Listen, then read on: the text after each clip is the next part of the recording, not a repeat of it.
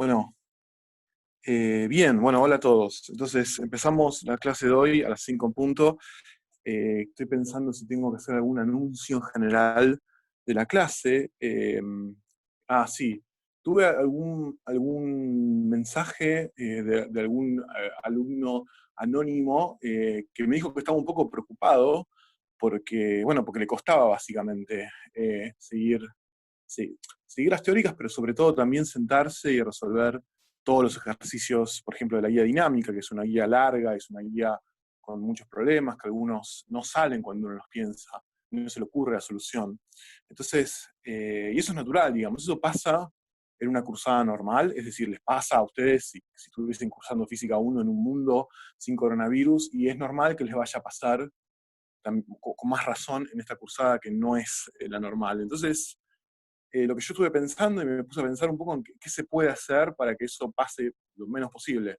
Entonces, la primera opción es lo que yo siempre digo a todas las clases, que es, digamos, utilicen lo más posible todos los mecanismos de consulta que puedan, ya sea el campus virtual, o algunas personas me han mandado incluso mails a mi cuenta personal con preguntas de ejercicios. Yo no tengo problema, al menos el día de hoy. Quizás en un futuro me lleguen tantas preguntas que ya no dé abasto y en ese caso lo charlaremos. Pero el día de hoy, digamos, todas las preguntas que me están llegando, creo que las puedo llegar a responder todas. Y después, además, puede ocurrir, por supuesto, esto es algo que es importante, puede ocurrir entonces que yo les respondo y aún así no entienden lo que yo les respondí. En ese caso, entonces, lo que tienen que hacer es volverme a preguntar. Hay una dinámica que no se está dando en esta materia que suele ser muy útil para que ustedes, para que los alumnos puedan, digamos, puedan, sin depender tanto de los docentes, avanzar, que es la colaboración entre ustedes. Es decir, algo que suele pasar en una cursada normal es que ustedes se conocen, se ven las caras, cuando se ve la cara con otra persona, más o menos sabes, porque en general no conoces a la otra persona, entonces lo que haces es te fijas si te cae bien, cómo se ve, etcétera. Eso lamentablemente es así. Entonces te juntás con las personas que te caen bien y bueno, y cuando te juntás con esas personas, terminan juntándose para estudiar, se arman grupos de WhatsApp, se comparten los resultados. Entonces, eso es algo que no se da en esta dinámica. Entonces, yo no sé bien cómo incentivarlos, ¿no? Entonces, algo que se me ocurrió es, si yo armo un foro, esto que voy a decir es recontra cursi, no sé si va a funcionar, pero pongan que yo armo un foro en el campus virtual con, para que ustedes se presenten, o sea, digan, no sé, obviamente no lo van a hacer todos, porque de nuevo hay personas que son tímidas. Yo no sé si yo lo hubiese hecho si fuese alumno, pero para que se presenten y cuenten algo y de alguna forma, es como una especie de foro, pero no de consulta, sino de interacción social entre ustedes, para que ver si de alguna forma logramos que, que digamos que ustedes se puedan juntar y colaborar. ¿Tienen un grupo de WhatsApp? Me recagaron. Bueno, entonces lo voy a hacer igual porque ya decidí hacerlo, pero igual tienen un grupo de WhatsApp, pero digamos, quién sabe cuántos de ustedes que están cursando la materia, que no sé, por ejemplo, cuántas personas hay en este momento en este chat, en esta materia. Bueno, nada, somos bastantes, entonces la pregunta es si alguno de ustedes no está en ese grupo de WhatsApp, bueno, cómo facilitar entonces que esté, digamos. Entonces yo quiero salir ahora, puse esto acá perfecto. Entonces, bueno, nada, usen esas herramientas y también consúltenme, yo no tengo problema. De nuevo, si en algún momento me llega a desbordar completamente las consultas, hablaremos, veremos cómo hacemos, etcétera. De momento está todo bien. Bueno, entonces ahora vamos a tener una clase que vamos a tratar. La clase de hoy va a ser de rozamiento, que típicamente cuando uno ve rozamiento en el CBC, por ejemplo, que sospecho que vieron rozamiento, es casi siempre una de las clases más aburridas, porque realmente o sea, ya la palabra misma suena aburrida, rozamiento, ¿no? Suena como algo técnico, como algo que en realidad uno está haciendo en física como una especie de compromiso, porque el mundo en realidad es real, el mundo no es ese mundo ideal que nos vendieron Galileo, Newton y esa gente, pero bueno, en definitiva, si queremos trabajar en el mundo real, tenemos que modelar rozamiento, pero yo voy a tratar de convencerlos hoy, probablemente falle, pero de que rozamiento en realidad es uno de los temas más importantes y profundos de la materia física 1. Y voy a terminar tratando de cerrar la clase, tratando de que entiendan o que se convenzan de que en realidad rozamiento es un tema que no solamente es útil si uno quiere calcular cosas relacionadas a la vida real, sino que en realidad hay cosas profundas de la física que aparecen cuando hablamos de rozamiento. Entonces, Memes. Bueno, entonces, volvamos siempre a lo que yo trato de decir, ¿no? Yo estoy más o menos tratando de convencerlos que esto de la física tiene sentido, es decir, que hay una luz al final del túnel, que lo que hacemos es útil, pero a medida que vamos, a más cosas aprendemos a hacer, es decir, aprendimos a escribir el movimiento de partículas, después las leyes de Newton, pero más cosas aprendemos a hacer, más limitaciones aparecen. Es decir, nosotros avanzamos, pero parece que retrocedemos, porque, por ejemplo, en la guía anterior, sí, es verdad, expandimos las posibilidades de lo que podemos hacer, pero de repente empiezan a aparecer limitaciones. Entonces yo voy a hacer una lista de la limitación y voy a poner acá un para cuándo. Y el para cuándo es, bueno, en qué momento esa limitación que apareció vamos a tratar de superarla. Entonces, una limitación que es muy común es que nosotros resolvemos ejercicios en los cuales no hay rozamiento, es decir, es muy común que encontramos en la descripción de los ejercicios, bueno, sea una superficie horizontal sin rozamiento, sea un plano horizontal sin rozamiento. Entonces la pregunta es, bueno, ¿para cuándo va a haber rozamiento? Bueno, la respuesta es hoy, para eso no va a haber que esperar mucho. Hoy es la clase en la que vamos a ver rozamiento. Pero, por ejemplo, otra cosa que nosotros constantemente estamos viendo en los ejercicios es que las cuerdas son inextensibles. Entonces, una compañera me escribió un mail ¿no? Diciendo, bueno, pero ¿qué onda? ¿Qué pasa si la cuerda no es inextensible? Bueno, la respuesta es complicada, pero cierta situación con cierto tipo de cuerdas, que son, digamos, cuerdas elásticas, vamos a poder modelarlas, por ejemplo, la próxima clase, no va a haber que esperar mucho. ¿Está bien? Entonces vamos a poder trabajar con cuerdas que son extensibles, y eso además, no solamente en la próxima clase, sino que acá voy a anotar materias de la carrera para que no crean que saben todo después de Física 1. En Física 2 van a trabajar muchísimo más con ese tipo de situaciones. Por ejemplo, cuando las cuerdas son extensibles. Otra cosa que es muy común en los ejercicios es que nos dicen que las masas son puntuales. Masas puntuales. Por ejemplo, si queremos resolver qué es lo que pasa con un barril que rueda por un plano inclinado, no lo podemos resolver porque en realidad el barril no es una masa puntual, es un cuerpo extenso. Entonces, esas tipos de situaciones las vamos a ver en esta materia cerca del final. O sea, cerca del fin de esta materia vamos a ver algo que se llama cuerpo rígido, y además eso lo van a seguir viendo, entonces lo van a ver con mucho más detalle en una materia más avanzada que se llama mecánica clásica. Entonces, por ahora voy a parar con esta lista y voy a empezar a hablar de rozamiento, pero uno se queja de lleno, porque en realidad, si lo piensan un poco, las cosas que podemos hacer con las leyes de Newton, sin rozamiento, sin cuerdas extensibles y sin masas que no sean puntuales, son un montón. Podemos lanzar satélites al espacio y probablemente casi que poner el hombre en la luna, porque sabemos cuál es la expresión de la fuerza de gravedad y la vamos a estudiar más.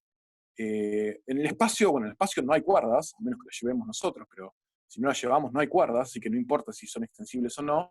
Y en el espacio el rozamiento no existe o es tan bajo que a todo propósito práctico no existe, y finalmente, como las distancias son tan grandes entre, por ejemplo, los planetas o una nave, un satélite que nosotros mandemos, en relación al radio de esos cuerpos, en relación al tamaño de esos cuerpos, a todos fines prácticos son también puntuales. Entonces, sí, bueno, si pudieses llegar a una velocidad que se llama velocidad de escape, que de hecho yo una vez fui, de casualidad lo tengo acá, una vez estuve en Houston y esto es una taza que tengo de la NASA que me dieron en ese momento que dice velocidad de escape, no podés dejar tu casa sin ella, ¿no? Es un juego de palabras. Bueno, la velocidad de escape se calcula así, la vamos a calcular en esta materia. Bueno, bien, entonces, eh, si llegan si superan esa velocidad de escape, podés efectivamente, no solamente, no le voy a mandar, bueno, no solamente puedes mandar a tu perro al espacio, porque cualquiera puede mandar al perro al espacio, ¿no? Lo único que tenés que hacer es tirarlo para arriba con esa velocidad, y probablemente si en la época de Newton antes hubiesen podido tener los medios técnicos para llegar a esas velocidades tan grandes, hubiesen mandado perros al espacio a rolete. Pero lo interesante no es que podemos mandar con las leyes de Newton un perro al espacio, sino que podemos calcular a dónde va a caer. Y digamos, eso es realmente no, en serio. Y eso, digo, cuando empiezas a mandar personas ya y no perros, entonces empieza a importar dónde cae la persona. Y eso es lo que podríamos computar con las leyes de Newton como las tenemos ahora. Bueno, entonces vamos a pasar a algo que es un poco más interesante que perros espaciales, que es rozamiento. Entonces, rozamiento. Supónganse que ustedes creen digamos, creen realmente, o sea, creen en absoluto en todo lo que yo le digo. O sea, no importa lo que aparece en el mundo real, digamos. Las clases anteriores que yo di de física son la Biblia para ustedes, es decir, todo lo que ustedes ven que sucede en el mundo físico alrededor de ustedes, esperan que pase de acuerdo a lo que yo dije. Entonces, imagínense que están en su casa, y esto, por ejemplo, es la mesa de su casa, tienen una mesa que voy a poner así, y tienen un cuerpo sobre esa mesa, que es este cuadrado, ¿está bien? Entonces, este cuerpo está apoyado sobre la mesa, digamos, no tiene, si acá hay ejes, que son X e Y, versor X y versor Y, no hay un movimiento en inversor, es decir, el cuerpo está, no tiene aceleración inversor, de forma tal que hay gravedad, por supuesto, como en la casa de todos nosotros, todavía no fuimos al espacio, y tenemos entonces el peso, y tenemos la normal, y estas dos cosas se compensan, por eso no hay aceleración en inversor. Entonces ustedes vienen ahora y, no sé, por ejemplo, le atan un piolín o cual sea el mecanismo que decían usar, ejercen una fuerza para en inversor sobre la masa.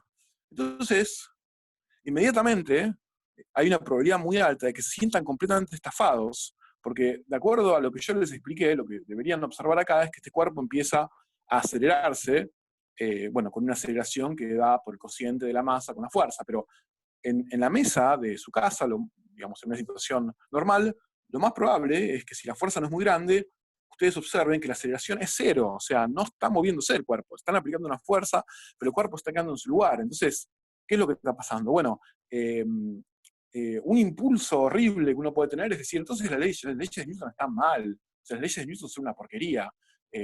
Lo primero que hice después de la clase de física 1 es intentar mover algo aplicando una fuerza y no se movió como dicen las ecuaciones, pero obviamente esa no es la forma de resolver este problema, porque, de nuevo, las ecuaciones de Newton nos dan un comportamiento como el que esperamos en un mundo que es ideal, pero en realidad el mundo no es ideal. Entonces, no vamos a tirar las leyes de Newton por eso. Lo que vamos a tratar de hacer es modelar en nuestras ecuaciones, es decir, tratar de meter en nuestras ecuaciones de qué formas el mundo no es ideal. Entonces, lo que vamos a hacer no es tirar las leyes de Newton a la basura, sino decir qué fuerza tendría que estar actuando sobre esta masa para que la aceleración no sea cero. Y la única opción es que haya una fuerza así, que la voy a llamar F sub E, ahora va a quedar claro por qué la llamo F sub E, que se opone a la fuerza que estoy aplicando, es decir, la contrarresta, de forma tal que en X versor se da la condición que yo necesito para que no haya aceleración, que es que sean iguales y de sentido opuesto. Entonces, eso es el rozamiento estático, exactamente, digamos. Es rozamiento estático porque no hay una velocidad relativa entre las superficies están quietas en relación a la una a la otra. Ahora, ¿por qué aparece el rozamiento estático? Bueno, digamos, vamos a tratar de hacer un dibujo vamos a tratar de imaginarnos una situación. Vamos a tratar de hacer así, vamos a poner una lupa acá, en este lugar. Vamos a poner una lupa enorme en el lugar en el cual están en contacto mi cuerpo y la mesa. Entonces, lo que yo voy a dibujar ahora es la superficie, digamos, la cara superior del cuerpo que yo apoyé, pero no se va a ver como una línea recta, porque por si no lo sabían, yo se los cuento, el mundo a escalas microscópicas es extremadamente confuso, es irregular, digamos, las rectas existen en la matemática como tales, digamos, pero no existen, no hay una línea recta en la vida real.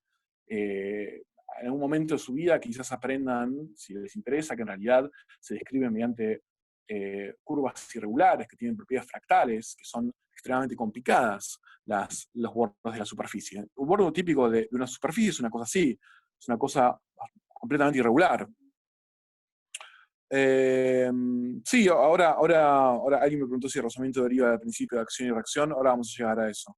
Entonces, si esta es la superficie del cuerpo, digamos, de arriba, entonces el de abajo no es menos irregular. O sea, pueden esperar una cosa así, digamos, ¿no? Una cosa en la cual no siempre, pero haya momentos en los cuales están en contacto las dos superficies. Esto es la masa, y esto de acá abajo es la masa y la mesa. Entonces, ahora piensen que en realidad la normal que ustedes dibujaron en la superficie de arriba, en realidad esa normal es la suma de un montón de normales que corresponden a los puntos en los cuales están en contacto las dos superficies. Es decir, acá, sobre este punto, va a haber una normal, por ejemplo, porque se están tocando, normal a donde se tocan, que le voy a llamar N1, ¿está bien? Y acá en el otro punto donde se tocan va a haber otro normal que se va a llamar N2, y acá va a haber otro normal que se va a llamar N3, y así va a haber un montón de estas normales, de forma tal que en realidad, digamos, la normal grande la voy a poder describir como la suma de todas estas normales, ¿está bien? Eso es algo que yo puse 2 veces 3, digamos. Y estas son un montón de normales, no son 4. Piensen en un número enorme, en todos los puntos donde se están tocando de superficies. Y no tienen por qué apuntar hacia arriba, ¿está bien? Porque en la escala microscópica digamos, se pueden tocar en ángulos que no sean horizontales. Entonces, ahora, cada una de estas normales, lo que va a pasar es que cuando yo aplico la fuerza, algunas de ellas, como no son normales, sino que en realidad están como encastradas, es decir, esta punta de acá y esta punta de acá están tocándose medio de costado, entonces van a poder ejercer una componente en X, es decir, se van a poder oponer, es como si yo tuviese esto así, ¿no? O sea, si la situación entre las dos superficies es una cosa así, entonces cuando yo tiro de una, la otra puede hacer una fuerza en la dirección X y oponerse. ¿Está bien? Entonces, cuando yo aplico una fuerza, lo que va a terminar pasando, una fuerza externa, es que todas estas pequeñas normales, cuando yo aplico una fuerza externa, las voy a poder dibujar, si esto es el plano X, si este es el plano Y, entonces yo voy a poder dibujar acá un montón de vectores. Voy a poder dibujar todas las pequeñas normalitas que actúan entre la superficie. ¿Está bien? Y van a ser un montón de flechas, van a ser una cantidad enorme de flechas. ¿Está bien? Algunas van a apuntar más para el costado, porque de nuevo las normales no tienen por qué apuntar únicamente hacia arriba, porque las superficies no se están tocando en un ángulo de 90 grados. Entonces, estas normales van a ser una cantidad enorme de vectores. Pero la suma de todos estos vectores, la sumatoria de todos estos vectores, va a ser tal que se va a contrarrestar la componente I, o sea, que la componente en I, digamos, se van a contrarrestar al punto de que solamente quede la normal necesaria para oponerse a la fuerza peso y contrarrestar la fuerza peso, pero en esta dirección no se van a contrarrestar y va a quedar una fuerza resultante, que es precisamente la fuerza E. Es decir, cuando yo sumo todas las pequeñas fuerzas en la superficie, si hay una fuerza E actuando en esta dirección para oponerse a la fuerza que yo hago, entonces cuando yo sumo todos, básicamente lo que va a terminar pasando es que la componente de esa sumatoria va a ser mi fuerza E. ¿Ok? Va a ser la contribución de todas estas pequeñas, está bien, pequeñas fuerzas. Bien, entonces, si estamos en el caso, bueno, el eje Y no se cancela, digamos. El eje Y lo que pasa es que, a ver, vos tenés dos fuerzas que son las dos fuerzas totales que vos sabés que están actuando sobre el cuerpo. En realidad son tres. Una la haces vos, que es la fuerza que va para allá. Otra es la fuerza normal, que apunta hacia arriba. Y otra es algo que si el cuerpo no está acelerado, tiene que estar pasando sí o sí para contrarrestar esta fuerza, que es una fuerza que va a ser la fuerza de rozamiento estático en menos X versor. Entonces, yo lo que estoy diciendo es que en realidad estas fuerzas no son fuerzas fundamentales de la naturaleza en el mismo sentido que lo son, no sé, la fuerza eléctrica o la fuerza gravitatoria, sino que en realidad son el resultado de un proceso muy complejo en el cual en realidad hay un montón de fuerzas actuando en superficies irregulares. Y estas fuerzas van a ser vectores que dependiendo del lugar de la superficie irregular, de contacto de las superficies irregulares donde están actuando, van a apuntar en un lugar distinto. Entonces, lo que sé sobre estas fuerzas es lo siguiente, que si yo las pongo todas juntas, ¿está bien?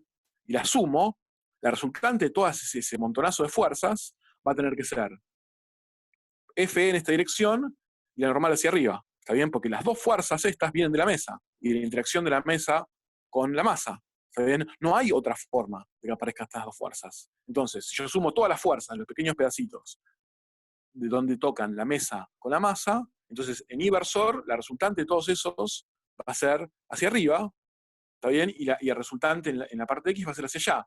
Lo que estoy diciendo acá únicamente es que estas dos fuerzas en realidad son resultado de un montonazo de fuerzas, una cantidad enorme de fuerzas, una cantidad inimaginable de fuerzas, pero que son fuerzas que cuando las sumamos todas, en Y versor nos dan la normal, y en X versor nos dan algo que apunta hacia la izquierda. Que dice, junto a las flechas, enorme, dice, enorme, porque son enormes. Entonces, esto es algo muy común en física, y que ustedes van a ver más adelante en la carrera muchas veces, que es que a veces si bien las cosas parecen ser extremadamente complicadas, cuando uno las mira en detalle, cuando uno calcula lo que pasa en promedio, digamos, sobre todo, por ejemplo, en este caso, sobre todas las fuerzas, pero puede ser, por ejemplo, sobre todas las velocidades de un gas, es decir, uno calcula el promedio sobre una cantidad enorme de magnitudes que son irregulares y complejas, el resultado final no es tan complejo, y este es un ejemplo de eso. Entonces, si estamos en una situación en la cual x dos puntos es igual a 0, ¿está bien? Es decir, si no hay aceleración, entonces lo que pasa lo que yo dije antes, que la fuerza E es igual a menos F. Estoy volviendo a escribir lo que puse más hacia arriba. Ahora, ustedes supónganse que este experimento, es decir, esta situación de tener la masa sobre la mesa, siguen experimentando de la siguiente forma. Entonces, si ustedes incrementan, es lo mismo dónde está el signo, ¿no? El signo da igual de qué lado esté. El signo lo que te dice es que los vectores son del mismo módulo y apuntan en direcciones opuestas. Entonces, eso lo vas a tener siempre que el signo esté del lado de F o del lado de FE. Podés pasarlo para el otro lado el signo y es lo mismo, ¿se entiende? Bueno, entonces, si yo se incrementan gradualmente F sin el techito, sin la rayita, significa el módulo de la fuerza. O sea, tiran con cada vez más fuerza de la soga. Entonces lo que van a observar es que en un momento, no según nuestro sistema de referencia, en realidad sí, porque, digamos, a ver, eh, sí, según nuestro sistema de referencia también, ¿no? Porque si F fuese negativo, entonces el signo daría positivo y viceversa. Igual nada, o sea, esto a todos fines prácticos podemos ponerlo así, ¿está bien? No se preocupen por eso en este momento. Dejémoslo como estaba. Bien. Bueno, entonces la fuerza E apunta en X versor negativo y la fuerza F apunta en X versor positivo. Entonces, ahora supongan que incrementan gradualmente F, es decir, incrementan gradualmente el módulo de la fuerza que aplican. Entonces, su intuición les dice que en algún momento lo que va a pasar es que va a haber movimiento, es decir, X dos puntos va a pasar a ser positivo. Si ustedes empiezan a aplicar cada vez más fuerza, en algún momento va a ser positivo. Entonces, la forma que tiene la fuerza E, que como ya dijimos, pero nunca lo escribimos, es la fuerza de rozamiento estático. Claro, exacto. Ahora vamos a escribir lo que dice el compañero. Esta es la fuerza de rozamiento estático. Entonces, la fuerza de rozamiento estático, le vamos a poner como vector, es igual a, bueno, menos F, es decir, es exactamente opuesta en sentido igual en módulo a la fuerza que yo aplico, siempre y cuando F no sea demasiado grande, es decir, F sea menor a algo que yo voy a llamar F sub E max. Es decir, si la fuerza no supera un valor determinado, entonces la fuerza de rozamiento estático se opone perfectamente a la fuerza que yo aplico, la cancela y no hay aceleración. Pero si yo me paso de ese límite, entonces la fuerza de rozamiento estático pasa a ser 0. Si F es mayor que Fe max. ¿Ok? Esa es la definición de la fuerza de rozamiento. Es una definición rara, porque nos está diciendo que depende de qué tan fuerte esté aplicando yo una fuerza al objeto. Si la fuerza que estoy aplicando es menor que algo que ahora vamos a escribir de qué depende, entonces no hay movimiento. Pero si yo me paso, entonces hay movimiento. Y eso es más o menos intuitivo si vemos esta situación. Imagínense que esta situación, menor o igual, porque sí, digamos, porque lo definimos así, es decir, en el momento en el cual sea exactamente igual, que no va a pasar, porque, digamos, cómo hacer que dos fuerzas sean exactamente iguales con infinitos decimales es una abstracción matemática, entonces poner el igual o no es particularmente importante, pero si es igual, de acuerdo a cómo vamos a definir nosotros la fuerza, vamos a considerar que si es igual, alcanza para contrarrestarla, pero que si es apenitas, infinitesimalmente mayor, sea lo que sea que eso significa, entonces ya no alcanza, ¿ok? El igual, en este caso, es para decir qué pasa si la fuerza es igual, pero en la práctica nunca va a ser igual. Entonces, bien, eso se entiende, ¿no? Es como nosotros lo definimos. Nosotros estamos definiendo la fuerza para que sea igual. Yo podría haber puesto, podría no haber puesto el igual, y como en realidad nunca va a ser exactamente igual, eso no importa mucho. Bueno, entonces, ¿por qué la fuerza va a tener ese tipo de comportamiento si nosotros pensamos en esta situación? eh, es más o menos intuitivo. Es decir, imagínense que cuando yo aplico esta fuerza, a la fuerza sobre la superficie de arriba, sobre el cuerpo de arriba, estos vectores normales empiezan a irse para allá para contrarrestar el movimiento, pero en algún momento estas rugosidades se van a romper, se van a fracturar, o se van a levantar, se van a salir de cómo están encastradas. Entonces, en algún momento, esta situación no va a poder mantenerse, no va a poder mantenerse contra toda fuerza. Entonces, va a llegar un punto en el cual va a tener que haber movimiento. Y en el momento que hay movimiento, la fuerza de rozamiento estático ya no va a existir, porque es estático. Va a haber otro rozamiento, que es el dinámico, que vamos a hablar ahora en un ratito, pero el estático ya no va a jugar ningún rol, es decir, ya las superficies en ese momento están en movimiento relativo. Entonces, la pregunta que tendríamos que hacernos en este momento es, bueno, pero ¿cómo calculo esta fuerza de rozamiento estático? Es decir, ¿de qué depende? ¿De qué cosas depende? Si yo hago este experimento y entonces me pongo a preguntarme, bueno, ahora ¿de qué depende esta fuerza de rozamiento estático? Vamos a tratar de responder de qué cosas depende. Entonces, estas son cosas que distintos físicos. Bueno, hay una rama entera de la ciencia, quizás llamarlo ciencia es un poco generoso, que se llama tribología. La tribología es la rama de la ciencia que estudia el movimiento relativo entre las superficies. Entonces, los tribólogos, creo que no sé, nadie que se respete a sí mismo se llamaría como tal, porque es muy gracioso, pero los tribólogos estudian el movimiento relativo entre superficies, es decir, que la fricción es el dominio de la tribología. Entonces, los primeros tribólogos llegaron a conclusiones muy interesantes sobre la fuerza de rozamiento estática máxima. La primera, la fuerza Emax, que es la fuerza máxima que se puede oponer a la fuerza que yo aplico debido al rozamiento estático, no depende de la superficie de contacto. Es decir, si la superficie de contacto entre la mesa, un metro cuadrado,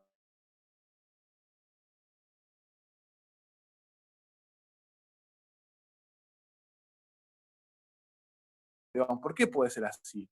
Digamos, ¿por qué no? Porque uno tiene la intuición de que mayor sea el área, mayor va a ser la fuerza. En realidad, claro, sí, sí, sí. Bueno, lo hacen en Labo 1, bueno, pero no hay más Labo 1, porque no hay más por el coronavirus. Así que verme a mí deslizar latas de atún sobre un pedazo de madera va a ser lo más parecido que van a ver en Labo 1. No, es un chiste. Espero que pronto vuelva toda la normalidad y puedan volver a Labo 1, pero de momento es los que tenemos esto.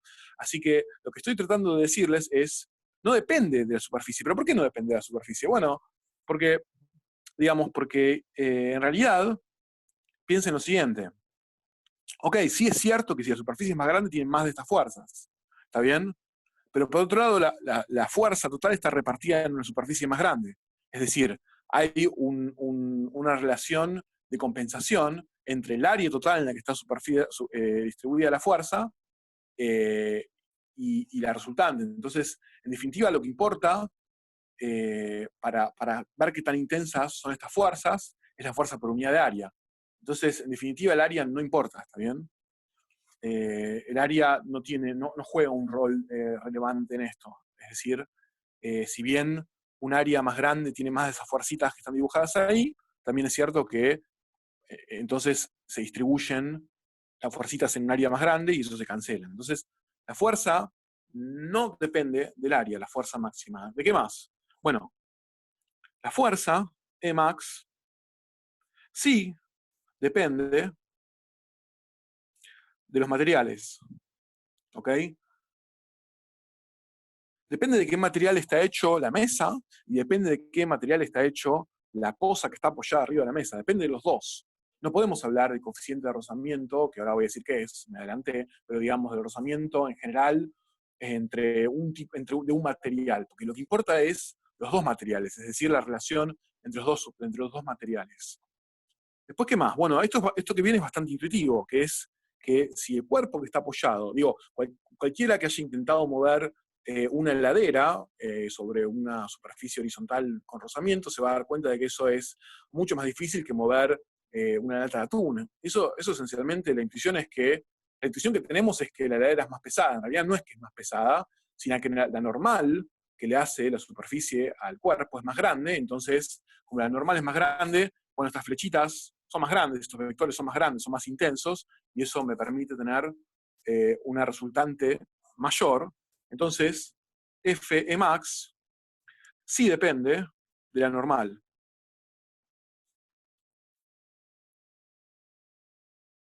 ¿Ok? Y por último, algo que es algo que ya dije varias veces, pero que es importante que quede grabado, es que Fmax es opuesta a la F, digamos, externa.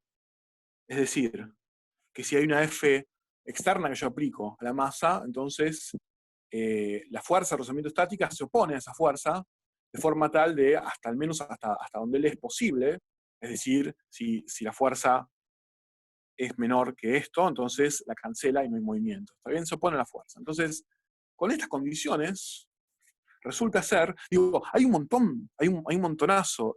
No se pone, bueno, esa es una pregunta muy buena, digamos. Eh, no, se pone la fuerza, o sea, eh, porque, a ver, deslizamiento no va a haber en las superficies, es decir, el deslizamiento entre las superficies es cero. ¿Está bien? Entonces vos empezás aplicando una fuerza, ¿ok? Entonces, si vos partís de reposo y aplicás una fuerza, entonces el deslizamiento puede ocurrir en la dirección en la que estás aplicando la fuerza. ¿Se entiende lo que digo? Entonces, en esa situación en particular, el deslizamiento, la dirección de la fuerza es lo mismo. Si ustedes ya tuviesen un móvil en movimiento, es decir, ya tuviesen una partícula que se está moviendo, la fuerza y la velocidad no necesariamente son paralelas, ¿ok? Pero acá estamos arrancando desde una situación de reposo. Entonces, si se va a mover en una dirección, se va a mover en la dirección en la que estoy aplicando la fuerza, ¿ok? Si yo empiezo a aplicar una fuerza tampoco.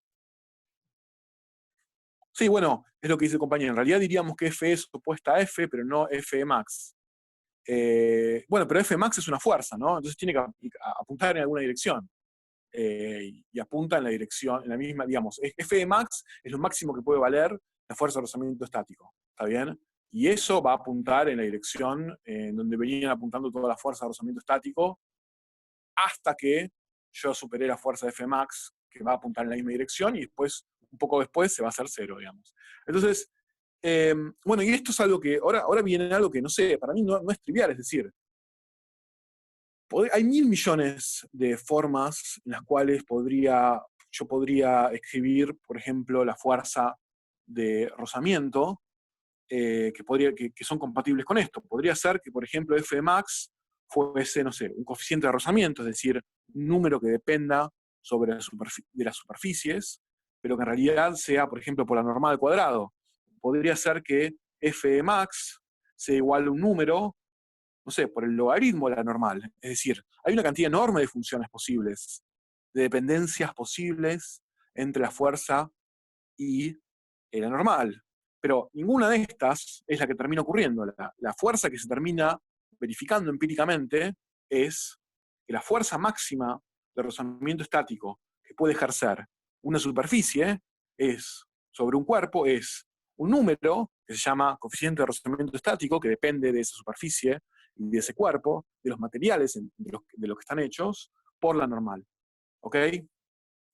Esto es lo máximo que puede valer la fuerza de rozamiento estático. Si en algún momento, para que el movimiento sea cero, yo necesito, por ejemplo, no sé, porque la normal aumentó, o porque la fuerza externa aumentó, yo necesito una fuerza estática más grande que esto, entonces la fuerza de rozamiento estática no me la puede proporcionar, entonces automáticamente empieza el movimiento y deja de haber rozamiento estático. ¿Está bien? Bien. Entonces,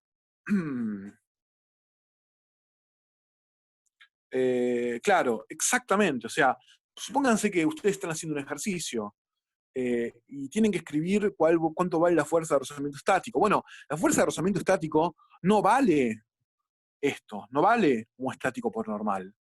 ¿Está bien? Esta es la fuerza de rozamiento estático máximo, ¿ok? Pero no es que siempre vale el valor máximo. ¿está bien? Va a valer lo mismo, porque eso es lo que escribí en la hoja anterior, digamos, acá, va a valer lo mismo, pero en sentido opuesto, la fuerza total, que, excepto no la de rozamiento, la fuerza externa total aplicada sobre el cuerpo, siempre que F sea menor que mu por la normal. Pero no es que siempre vale eso, ¿entendés? Va tomando el valor que necesita tomar para que se compense con el resto de las fuerzas que actúan sobre la masa, siempre y cuando el valor que tiene que tomar no sea esto. Es decir, como dijo el compañero, la F es menor o igual que esta cosa. ¿Está bien? Bueno, entonces, y estos rozamientos se calculan, ahora voy a mostrar una forma sencilla de estimar estas cosas, pero esencialmente se calculan empíricamente. Entonces, esto es algo, digamos, esto en realidad es bastante mágico, ¿no? Porque tenemos un montonazo de fuerzas, una situación extremadamente compleja, y en realidad yo puedo decir que esto depende únicamente de dos factores, que son la identidad de las superficies y la normal. No depende, por ejemplo, de la velocidad relativa. Bueno, la velocidad relativa en este caso es cero, así que no puede depender. Pero no depende, no sé, de la temperatura, no depende de la humedad, no depende de, no sé, de la superficie de contacto, etc. Depende solamente de esos dos valores.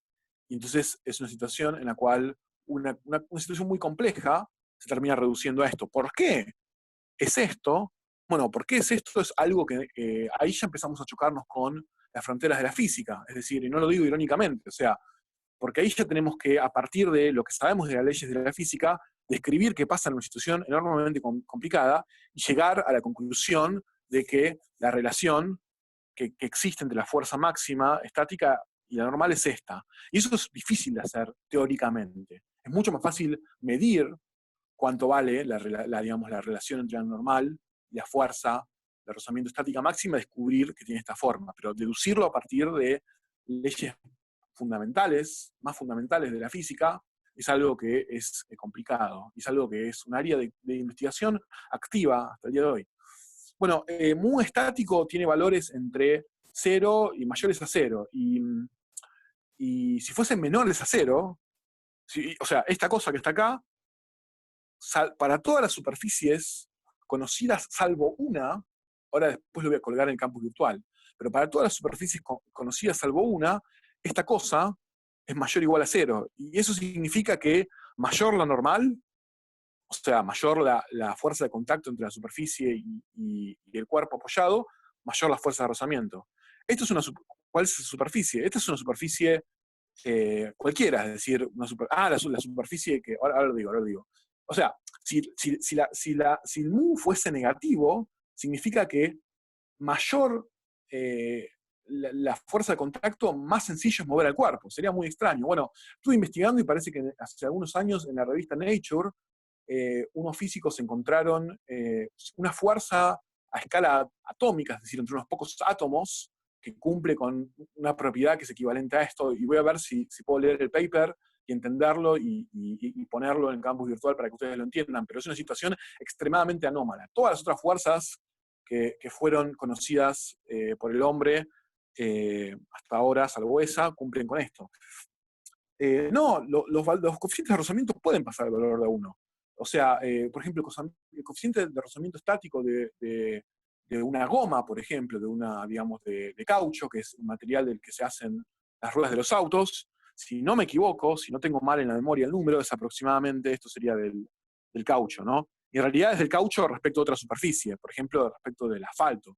Esto es aproximadamente 2, si no me equivoco. Es un número grande, es decir, es un número que es, que indica una fuerza de rozamiento muy grande. Hay otros números, hay otros coeficientes que son muy bajos. Por ejemplo, si a ustedes les gusta la cocina, saben lo que es el teflón es esa cosa de la que están hechas las sartenes para que no se peguen las cosas, y entonces, en general, el coeficiente de rozamiento estático entre el teflón y la mayoría de las otras superficies que uno apoya es de aproximadamente 0.04, o sea que es muy pequeño, es decir, es muy resbaloso el teflón.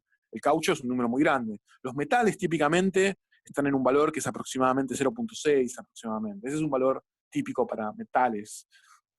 Bueno, sigamos entonces. Bueno, entonces volvamos a la situación típica en la que nosotros partimos la clase de hoy, que es, tenemos la mesa de casa. Bueno, a ver, en teoría la humedad no influye, pero la realidad es que en situaciones extremas sí puede influir. O sea, esto no es, o sea, a ver, esto lo que tienen que ustedes entender es que el coeficiente de rozamiento no es una constante que está en la misma categoría que, por ejemplo, la masa de un material o la carga eléctrica de un material, sino que es algo que se determina en el experimento. Entonces, si depende o no de la humedad, no es un principio fundamental de la física, y la realidad es que para algunos materiales particulares sí va a depender de la humedad. Pero como nosotros lo modelamos en la materia, porque si no va a ser un lío y vamos a estar toda una materia entera hablando de rozamiento, vamos a suponer que no depende de nada salvo de las dos superficies que están apoyadas. Entonces, volvamos a la situación de un plano XY, ¿ok? Entonces, acá tenemos la situación de siempre, tenemos la gravedad y por lo tanto el peso, y tenemos la compensación de la normal, y ahora ustedes van a hacer una fuerza, de forma tal, se van a asegurar que la fuerza que hacen es mayor que la fuerza máxima estática, rozamiento estática que puede dar esa superficie. ¿Está bien? Esa es la fuerza que ustedes van a hacer. Se van a asegurar que sea mayor. Entonces, como es mayor, lo que ustedes van a observar es que hay un movimiento, es decir, que hay una aceleración. O sea, ustedes van a poder medir cuánto vale la aceleración, y la aceleración va a ser positiva, porque ya superaron la máxima fuerza de rozamiento estático que podía aportar la superficie. Ahora, si ustedes miden cuánto es la aceleración, se van a llevar una sorpresa que de nuevo va a contradecir todo lo que yo les vengo explicando en la materia, porque la aceleración que ustedes van a medir va a ser menor que la fuerza sobre la masa. Es decir, ustedes, de acuerdo a la segunda ley de Newton, esperarían que la aceleración sea igual a la fuerza sobre la masa, pero la aceleración va a ser menor. Entonces estamos en una situación igual a la que empezamos la clase. Eso significa que las leyes de Newton están mal, significa que hay que tirar las leyes de Newton a la basura, hay que quemar los libros en los que aparece Newton y prender fuego las fotos de Newton que están en los colegios. No, no significa eso. Significa simplemente que no hay que hacer eso. Significa simplemente que hay una fuerza extra que yo necesito incorporar a mi problema para poder describir lo que está pasando. Y esa es la que se llama F sub D, y va a terminar siendo la fuerza de rozamiento dinámico. Y va a ser una fuerza que se va a oponer, ahora sí, a la dirección del desplazamiento. Es decir, se va a oponer a la velocidad. ¿Ok? Y eso es ahora voy a explicar, que no es tan fácil, explicar por qué existe la fuerza de rozamiento dinámico. Pero de momento, si escribimos la ley de Newton entonces con estas fuerzas, la ley de Newton en realidad es, en X versor, es F menos Fd, donde esto es la fuerza de rozamiento dinámico. ¿Ok?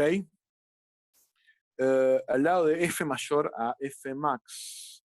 Acá lo que puse es que la fuerza que ustedes están aplicando es mayor a F de max. Sí, esto es un sí. Estoy diciendo que ustedes en esta oportunidad decidieron aplicar una fuerza superior a la fuerza que ustedes ya saben, que es la fuerza de rozamiento estática máxima que puede aplicar la mesa.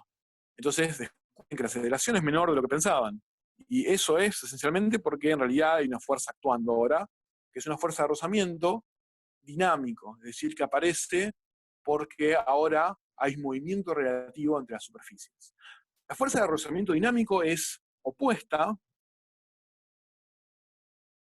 a la dirección del desplazamiento, lo que es lo mismo decir, opuesta a la velocidad. No a F, no es opuesta a la fuerza, es opuesta al desplazamiento. Y aquellas situaciones, como por ejemplo un movimiento circular, en los cuales el desplazamiento y la fuerza no sean paralelos, entonces el rozamiento no va a actuar en la dirección opuesta a la fuerza, va a actuar en dirección opuesta al desplazamiento. ¿Ok? Y solamente existe, la fuerza esta solamente existe, solo existe si la velocidad de módulo es mayor a cero, es decir, si el cuerpo se está moviendo, es decir, si el cuerpo está en un movimiento relativo con la superficie, que le hace la, la fuerza de rozamiento, con la cual existe la fuerza de rozamiento. Entonces, eh, cuando uno quiere averiguar cuánto vale la fuerza de rozamiento estático, termina descubriendo que se comporta parecido a la fuerza, perdón, cuando uno quiere saber cuánto vale la fuerza de rozamiento dinámico, termina descubriendo que se comporta parecido a la fuerza de rozamiento estático. Es decir, no depende del área de la superficie que está en contacto. Que dice, eso ya lo respondí. No depende del área de la superficie que está en contacto, y en definitiva depende únicamente de las superficies y de la normal, y la dependencia termina siendo la misma, que es un coeficiente que se llama coeficiente de rozamiento estático, dinámico, perdón, lo tengo confundido, soy un tarado, y por la normal, ¿ok? Y algo que es importante es que para todos los materiales que conocemos, el mu dinámico es menor o igual que el mu estático. Ese igual a veces ocurre, es decir, para una gran cantidad de metales, por ejemplo, el cobre, eso es prácticamente indistinguible de un igual. Pero para muchos otros materiales, el mu dinámico es menor o igual al mu estático. Mayor no puede ser. ¿Se entiende por qué no puede ser mayor? Porque si yo estoy haciendo una fuerza aplicada a la masa, ¿no? Entonces, si el cuerpo, yo estoy incrementando y la fuerza de rozamiento estático me la contrarresta. Hasta que llego a la fuerza de rozamiento estático máxima, que es la normal por el mu estático, es decir, la máxima fuerza de rozamiento estático. Entonces, si yo ahora supero esa fuerza, va a haber movimiento. ¿Está bien? Pero para que haya movimiento, significa que el mu dinámico por la normal, la fuerza de rozamiento dinámico por la normal, tiene que ser menor que la fuerza que estoy aplicando. Si no, no habría movimiento. ¿Se entiende lo que digo? Ahora va a quedar claro, voy a hacer un dibujo. Voy a hacer un dibujo y va a quedar un poco claro qué es lo que quiero decir. Supónganse que yo dibujo, voy a poner en este eje la intensidad de la fuerza externa que yo estoy aplicando a la masa. Es decir, por ejemplo, este eje es la intensidad, por ejemplo, con el que yo estoy, no sé, tirando una soga. Y en este eje que está acá, voy a poner la fuerza de rozamiento. Es decir, cuánto es la intensidad de la fuerza de rozamiento entre las superficies. ¿Ok? Entonces, y acá este punto es cero, es decir, acá yo no estoy haciendo ninguna fuerza, no estoy tirando no estoy tirando para nada este violín, entonces este punto es cero para la fuerza externa y también es cero para la fuerza de rozamiento. Bueno, esa pregunta de Bruno obviamente es, es muy relevante, y la respuesta corta es que supongo que las escalas típicas son de los nanómetros, pero tendría que ponerme a investigar un poco, y lo que voy a hacer de hecho es anotarme, que me han hecho una pregunta interesante, entonces en qué escala, y voy a buscar información y la voy a subir al campus virtual. Es decir, se entiende la pregunta, ¿no? No puede ser, no puede ser que la fuerza de rozamiento siga existiendo. En realidad sí puede ser. O sea, hay fuerzas entre superficies. En realidad sí, o sea, uno puede encontrar que existe una fuerza similar a la fuerza de rozamiento entre, por ejemplo, un electrón y una superficie metálica o un espejo. De hecho, este año yo estoy en el área de comunicación del Departamento de Física, es decir, me encargo de hablar, entre otras cosas, con otros investigadores y de que me cuenten lo que hacen y de hablar con los medios. Y Fernando Lombardo, que es un profesor del departamento que trabaja en teoría cuántica de campos, publicó este año un trabajo en el cual calculan la fricción que ocurre entre un electrón y una superficie por fuerzas de tipo cuántico, que eso obviamente excede a las fuerzas, digamos, son efectos cuánticos que exceden a las fuerzas y a la teoría que estamos viendo en esta materia. Entonces, la pregunta del compañero es si uno se va cada vez a escalas más pequeñas, si en algún momento entonces deja de tener sentido hablar de la fuerza de rozamiento como la emergente de muchas interacciones. La respuesta es que sí, porque cuando hay pocos átomos, naturalmente hay pocas interacciones, pero eso no significa que no haya fuerzas que uno pueda interpretar como fuerzas de rozamiento. Entonces lo que voy a hacer es tratar de buscar un poco de información para responder lo mejor posible a la pregunta. Bien, entonces volvamos a la escala de los centímetros y de los metros, que es la escala en la cual hacemos mecánica. Entonces, si nosotros empezamos a aumentar la fuerza externa, lo que pasa con la fuerza de rozamiento es que al principio va a apuntar exactamente igual, digamos, va a ser exactamente igual en módulo a la fuerza estática. Es decir, esto es la recta identidad. Es decir, a medida que yo empiezo a aumentar la fuerza externa, esto aumenta en proporción directa, es decir, es exactamente igual y se opone en signo. Obviamente, este comportamiento solamente se puede mantener hasta que esto llegue a un determinado valor, es decir, al máximo valor que puede valer la fuerza de rozamiento estático, que vimos que es mu estático por normal. ¿Ok? Entonces, en este momento, significa que yo ya tengo una fuerza que va a generar un movimiento relativo, porque esta fuerza ya no puede compensar la fuerza que estoy aplicando, la fuerza estática. Entonces, en ese momento, va a valer otra cosa la fuerza. No va a pasar a valer cero. ¿Está bien? No es que de acá me voy automáticamente de acá. Okay, la fuerza estática de rozamiento pasa a valer cero. Pero ahí empieza a jugar la fuerza de rozamiento estático. La fuerza de rozamiento estático no puede de golpe pasar a valer un valor por acá más alto. Porque si fuese más alto, entonces nunca hubiese habido movimiento para empezar. Es decir, para que haya movimiento, esto tiene que saltar un valor más bajo. Si salta un valor más bajo, nunca se va a mover. Y si nunca se va a mover, entonces, ¿por qué la dejé de llamar fuerza de rozamiento estático? Lo que tiene que pasar es que esto tiene que caer acá. ¿Ok? Acá un compañero dijo una pregunta que hizo una afirmación extremadamente interesante, que es que él dijo, tiene que ser continua la función. Y la respuesta es sí, es decir, si uno se pone a fijar lo que sucede a nivel subatómico, si es necesario, esta función, en realidad, tiene que tener un comportamiento continuo. Pero, en realidad, como nosotros lo estamos modelando, mirando lo que ocurre macroscópicamente, no tenemos las herramientas para modelar en realidad qué va a pasar acá continuamente. Y lo mejor que podemos decir es que en ese determinado momento esto pega un salto y que el salto tiene que ser hacia abajo. ¿Está bien? Y que ese salto después se va a mantener constante, es decir, que esto pasa a valer muy dinámico por normal, es decir, la fuerza de rozamiento decrece, porque de nuevo, si aumentase, no habría, o sea, no tendría derecho a llamarlo dinámico, porque no habría un movimiento relativo, y después se mantiene constante. Sí, Agustín hizo un comentario muy inteligente, que es, si aumenta, no debería ir en dirección contraria a la aceleración.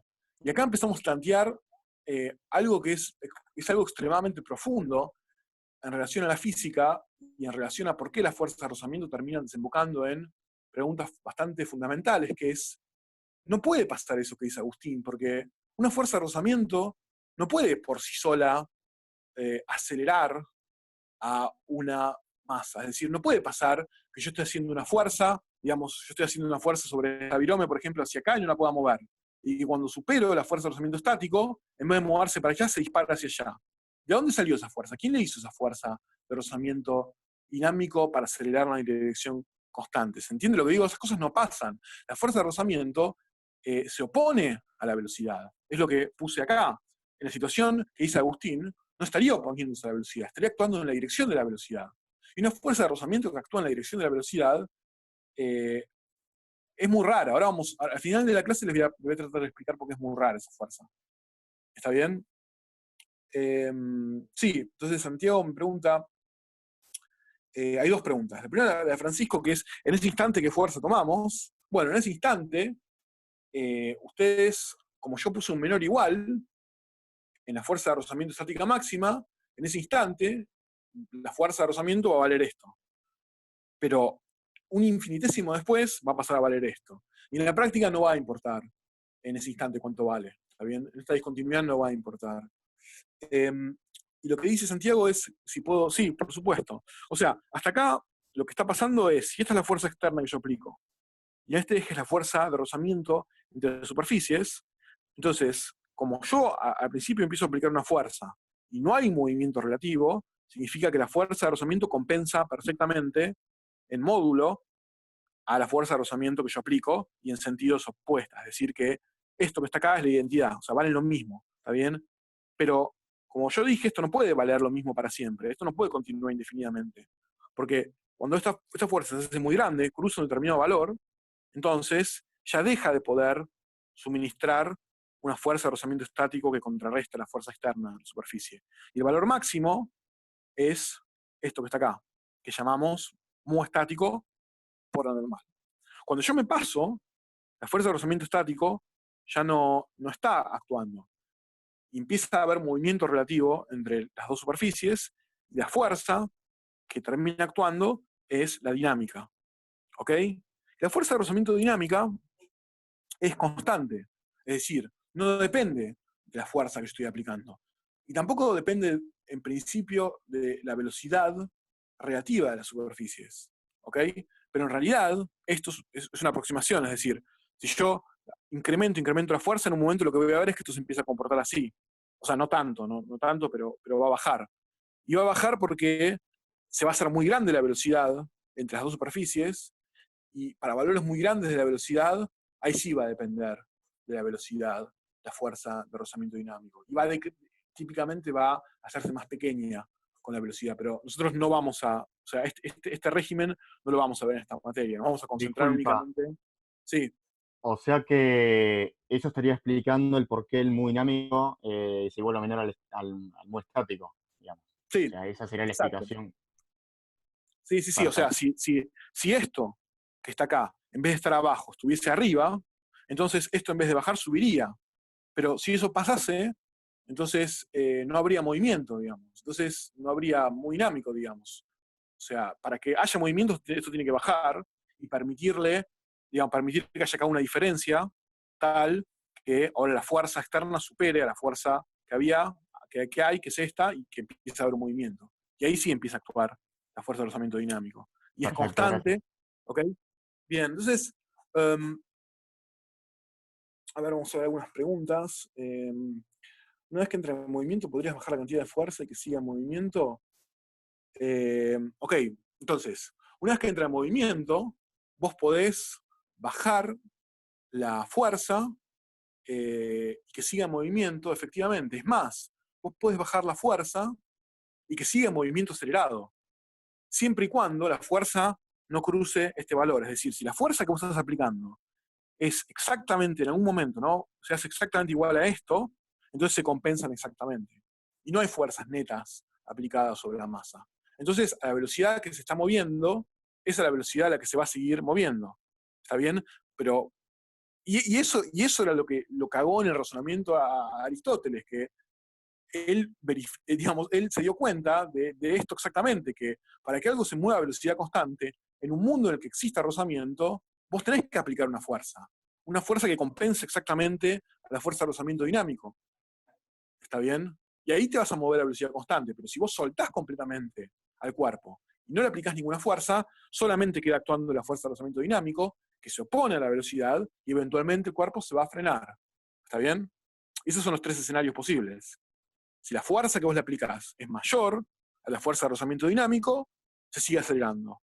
Si es igual, es la fuerza justa que vos necesitas para que un cuerpo siga en movimiento uniforme. Y si es menor, en algún momento el cuerpo se va frenando hasta que se frena. ¿Okay? Eso es algo que es intuitivo, y ese fue el obstáculo, aunque parezca una estupidez, ese fue el obstáculo más grande en la historia de la física durante 2000 años. Que la gente no se daba cuenta de que únicamente el movimiento uniforme ocurría cuando aplicaba una fuerza, cuando era necesario que haya una fuerza, por el rozamiento, y no se podían dar cuenta de que en realidad, en un mundo ideal, sin rozamiento, las cosas no son así. ¿Se entiende? Sí, y en el caso de que, por ejemplo, un cuerpo esté yendo a una velocidad constante Sí. y aplique, por ejemplo, se aplica el freno y Mm. justo estás en una sustancia viscosa y el vehículo se sigue desplazándose sin apretar el acelerador, digamos. ¿La Mm. velocidad con la que se desplaza sería la misma o no? A ver, no sé si entendí la pregunta, pero vos dijiste una sustancia viscosa el rozamiento, la fricción con una sustancia viscosa es distinta al rozamiento dinámico, depende de la velocidad. No sé si eso tiene que ver con tu pregunta. O sea, la fuerza de rozamiento que uno tiene, por ejemplo, con un fluido viscoso, ya no es independiente de la velocidad, depende de la velocidad. Y mayor es la velocidad, mayor es la fuerza. No sé si iba en eso la pregunta que me hiciste. En todo Sí, caso, iba igual por vale ese la lado, pena. sí, sí. Sí, sí. O sea, en la práctica, si no me equivoco, no hay casi, no sé si hay o no hay, me tengo que fijar, pero no es un tema que sea particularmente importante en esta materia, el rozamiento con fluidos, porque más adelante tienen toda una materia que trata sobre ese tema y llegó la hora de traer de vuelta a colación mi lista mágica, es decir, por ejemplo, volvamos entonces a las limitaciones. Bueno, rozamiento entre fluidos, viscosidad, turbulencia. Bueno, eso está en una materia que se llama estructura de la materia 1, y ahí van a ver todas esas cosas. Después, acá me gusta esta lista porque si yo, a ver, no sé si Franco hizo una pregunta.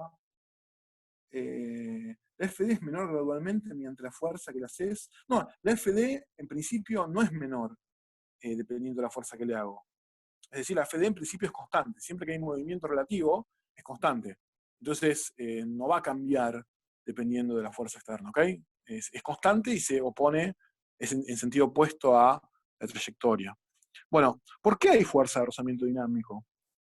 Bueno, nosotros podríamos intentar responder por qué hay fuerza de rozamiento dinámico volviendo a... es una buena pregunta la que hizo el sujeto 54.111.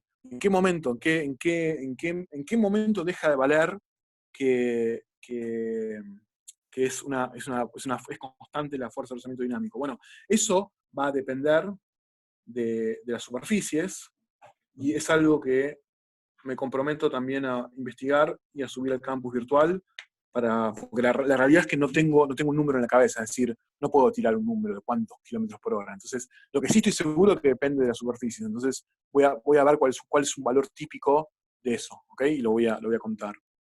Bueno, entonces, volviendo ahora a por qué existe la fuerza de rozamiento dinámico. Bueno, entonces, una explicación posible es, bueno, en realidad es otra variante de esto, es decir, estas cosas a veces se encastran un poco, a veces se desencastran, entonces eso en promedio en el tiempo, el hecho de que a veces estén pegadas, medio metidas una entre las otras, incluso cuando están en movimiento, hace que la fuerza de rozamiento dinámico exista. Y la respuesta en realidad es más complicada, o sea, esto no alcanza para explicarlo. Y de hecho, yo subí en el campus virtual, si ustedes van a uno de los primeros anuncios que yo hice, subí un libro, que es el libro de Richard Feynman, que es buenísimo, el tipo es un premio Nobel, bueno, pueden investigar quién es, y tiene una parte de rozamiento en la cual le explica muy bien por qué esta idea, digamos, de superficies encastrándose no es adecuada para describir a la fuerza de rozamiento dinámico. Si pueden, lean, yo no lo recomendé porque no me di cuenta, pero todos los que están acá se los recomiendo, lean la sección de fricción del libro de Feynman, y él discute por qué esto no puede ser el caso. El libro está si quieren después se lo mando, pero está en la página web, está en el campus virtual. Si entras en el campus virtual, se escribe así, se escribe Feynman, lo escribí así acá en el chat, y es una de las primeras cosas que ven cuando entran al campus virtual, se lo pueden bajar del campus virtual. Entonces lo que él dice es, bueno, esencialmente lo que está pasando es que las fuerzas de contacto, las fuerzas de vínculo, las normales, con las que trabajamos en la mecánica, ya no alcanzan para describir lo que está pasando en realidad en el rozamiento dinámico. Lo que está pasando es que entran en contacto transitoriamente las moléculas de una de las superficies, se adhieren a las moléculas de las otras superficies mediante procesos que son fundamentalmente por atracción electromagnética, y esa fuerza electromagnética transitoria, que dura poco tiempo entre las superficies, se opone al movimiento, y después, cuando se van alejando las moléculas, ya no se puede ejercer la acción, y efectivamente se relaja. Pero no la podemos entender si no entendemos electromagnetismo. Entonces llegamos de vuelta a un punto en el cual la física no se acaba con la mecánica, es decir, llegamos a un punto en el cual necesitamos ahora aprender otras cosas. Necesitamos, por ejemplo, poder modelar otras fuerzas. ¿Está bien? Un ejemplo es la electromagnética. ¿Ok? La fuerza electromagnética. Entonces, y eso no lo vamos a hacer en esta materia. Es una limitación, no vamos a poder describir ese proceso en esta materia. Simplemente porque esta materia no es sobre electromagnetismo. Hay otras materias en la carrera que sí son sobre el electromagnetismo. Por ejemplo, física 3, física teórica 1. Y es más, hay otras fuerzas en la materia que no son la electromagnética, que tienen que ver con las fuerzas que hay adentro de entre los neutrones y los protones, y eso lo van a ver en una materia que es una de las últimas de la carrera, que se llama estructura de la materia 4, pero esas son fuerzas que nosotros no vamos a ver en esta materia, no tenemos chances en esta materia de ir moviéndonos más en esa dirección. Es una limitación que no vamos a superar en esta materia, ¿ok? Bueno, bien, entonces dejemos un poco de lado esto, y vamos a hacer algunos ejemplos. Voy a hacer un ejemplo de cómo, digamos, de cómo se trabaja con estas cosas. ¿Okay? En realidad, los ejercicios van a descubrir que los ejercicios de la guía de rozamiento, que es una guía corta, no son muy diferentes de los ejercicios de la guía anterior, únicamente que en el planteo de las fuerzas tienen que tener en cuenta, obviamente, las fuerzas de rozamiento, pero el procedimiento de exponer un sistema de coordenadas, escribir el diagrama de cuerpo libre, etcétera, etcétera, y después la ley de Newton sigue siendo el mismo. Lo que tienen que tener en cuenta es que puede haber fuerzas de rozamiento, y las fuerzas de rozamiento, bueno, tienen las peculiaridades que yo dije. La estática no es muy estático por la normal, sino es lo que tiene que valer para que no haya movimiento relativo. Cuando se supera, ya hay movimiento relativo y tenemos una fuerza de rozamiento dinámica que siempre es opuesta a la velocidad y vale un número que depende de la superficie, que va a ser dato del problema, por la normal. Entonces, vamos a imaginar esta situación, que es la situación que, que yo voy a simular con mi tabla de madera y mi lata de atún, que es esta. Perdón, profe, Sí, te ¿por qué escucho. dice opuesto al vector velocidad o a la velocidad y no opuesto a la aceleración? Porque es en la dirección que apunta, es decir, a ver, imagínate un movimiento circular, ¿no? En un movimiento circular, imagínate un movimiento circular uniforme, ¿no? En un movimiento circular uniforme, o sea, vamos a tratar de explicar un poco, es una buena pregunta, digamos. Imaginemos un movimiento así, ¿no? Esto es un alambre, por ejemplo, sobre una mesa, y tenemos una partícula metida acá, y esto se mueve con una velocidad omega cero, que es constante. Es decir, es un movimiento circular uniforme. ¿Okay?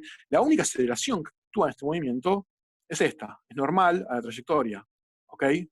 Ahora, la fuerza de rozamiento no apunta en esta dirección, es decir, no es una fuerza que intenta hacer que la partícula abandone el alambre. Es una fuerza que en realidad lo que hace es va frenando a la partícula a medida que recorre el alambre. Es decir, es una fuerza que siempre es tangente al alambre, o sea, apunta en la dirección opuesta a la velocidad. Si apuntase en la dirección hacia acá, digamos, no lograría nunca frenar. O sea, si la fuerza de rozamiento dinámico apuntase en esta dirección, entonces una masa moviéndose en un alambre, en movimiento circular uniforme, seguiría moviéndose en un alambre para siempre. ¿Está bien? Porque esta fuerza no lograría frenar la partícula. ¿Se entiende lo que digo? La única forma en que la masa digamos, lo puede hacer es actuando en la dirección opuesta a la velocidad. Este es un ejemplo, pero en realidad lo que pasa es, cuando vos tenés una fuerza, un desplazamiento relativo entre las superficies, la fuerza lo que hace se opone en ese instante en cómo están desplazando relativamente las superficies. Y la aceleración no necesariamente apunta en esa dirección. La aceleración puede ser, como en este ejemplo, hasta ortogonal a ese movimiento. ¿Ok? La única forma de que la fuerza de rozamiento siempre frene es que apunte en la dirección opuesta a la que me estoy moviendo. ¿Okay? Y eso es lo que hace la fuerza de rozamiento, frena, disminuye, digamos, tiende a disminuir la aceleración en la dirección del movimiento. Quedó claro, gracias. De nada. Bueno, entonces vamos a imaginar ahora, como siempre, un plano inclinado. ¿Ok? Estamos con G, con gravedad. Vamos a tener un ángulo alfa acá. Esta es una superficie que tiene rozamiento. Y como siempre, vamos a tener, sin tener en cuenta el rozamiento a priori, dos fuerzas. Una va a ser el peso, otra va a ser la normal, ¿está bien? Y vamos a suponer ahora que yo estoy en el caso en el cual la fuerza de rozamiento estático en las superficies es menor o igual a el valor máximo que puede tener. Es decir, vamos a suponer que estoy en el caso en el cual la fuerza de rozamiento estático todavía puede compensar a las fuerzas que actúan sobre esta masa. Entonces, las fuerzas, si nosotros hacemos como siempre, escribimos un X versor y un Y versor así, entonces, fíjense que la única fuerza que no estaría compensada, como siempre, en un plano inclinado, es la componente X, la normal, del peso. ¿Okay? La componente X del peso no está compensada y apunta en esta dirección. Esto es como se mueve una masa en un plano inclinado. Entonces, la única dirección en la cual puede apuntar la fuerza de rozamiento estático para oponerse a esa fuerza que no está compensada es hacia acá.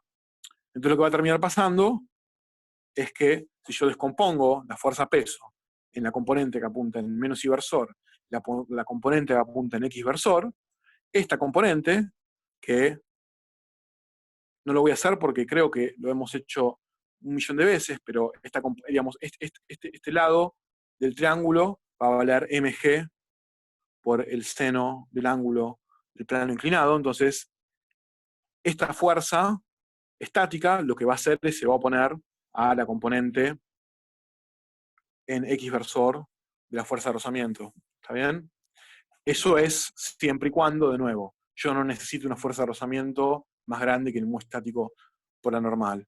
Entonces, estamos en esa situación. Estamos en la situación en la cual se compensa la componente X del peso con la fuerza de rozamiento estático. Entonces, vamos a escribir las ecuaciones de Newton para las fuerzas y las aceleraciones en X versor y en Y versor.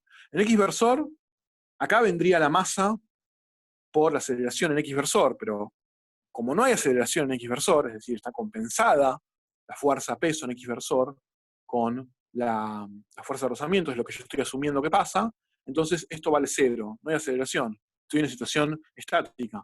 Y esto va a valer la sumatoria de las fuerzas en X versor, que son la componente X del peso, que vale mg seno de alfa,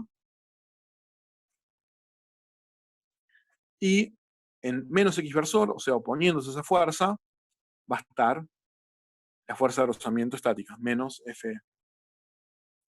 Y estas fuerzas están compensadas, es decir, que no hay aceleración en X versor. En Y versor, en Y versor, como en cualquier plano inclinado estándar, las fuerzas también están compensadas. Entonces, no hay aceleración en Y versor. Y se compensa la componente del peso en Y versor con la normal. ¿Ok? Entonces, esta situación, la pregunta es, ¿hasta cuándo se puede mantener? Es decir, supónganse que yo voy incrementando el ángulo del plano, por ejemplo. Entonces, si yo voy incrementando el ángulo del plano, esta cosa que está acá se hace cada vez más grande, porque el seno de alfa va aumentando. Entonces, para que no haya aceleración, esto también se tiene que hacer más grande, porque tiene que ser igual a esto. En algún momento el ángulo del plano va a ser tan grande que esta cosa no va a poder compensarlo, ¿ok? Porque tiene un valor tope, ¿está bien? Que es, claro, que es muy estático por lo normal.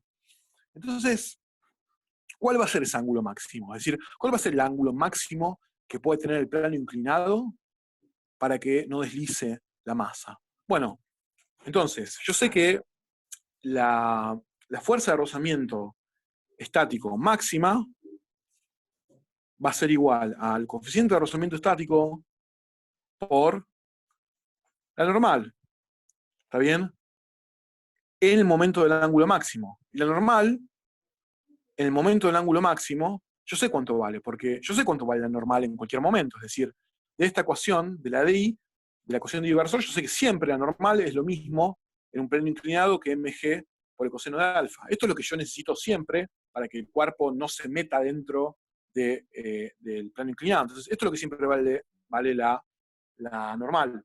Entonces, esto, la fuerza de rozamiento máxima que yo voy a encontrar para el ángulo máximo antes de que deslice, va a ser mg por el coseno de alfa, lo voy a llamar alfa max. Este es el ángulo máximo que yo puedo tener sin que deslice la masa. ¿Está bien? Y entonces, este ángulo, la fuerza de rozamiento estático computada así, me va a dar, lo voy a poder usar para encontrar el ángulo máximo en el cual ya no puede compensar el peso en X. Entonces, acá lo único que hay que hacer es darse cuenta entonces que, yendo a la ecuación en X versor, yo sé que 0 es igual a mg por el seno del ángulo máximo, alfa max, menos, bueno, cuando estoy en alfa max, la fuerza de rozamiento es la máxima que puede valer, que la calculo justamente como mu estático por la normal,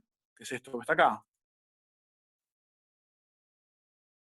Lo que estoy diciendo entonces es que en el ángulo máximo, en el momento justo antes, es decir, si yo le incrementase el ángulo alfa un poquito más, deslizaría. Es decir, que en el momento exacto antes de que empiece a deslizar, la fuerza de rozamiento máxima estática que yo puedo tener, la puedo computar exactamente como hemostático por la normal, porque esa es la fuerza de rozamiento máxima que puedo tener, y como la normal depende así de alfa max, entonces lo meto en la ecuación, tengo esta ecuación de acá, en la que esencialmente yo tengo alfa max y el mu estático, y puedo de hecho despejar, si yo quiero, cuánto vale el mu estático en función de alfa max, porque yo paso esto sumando para allá,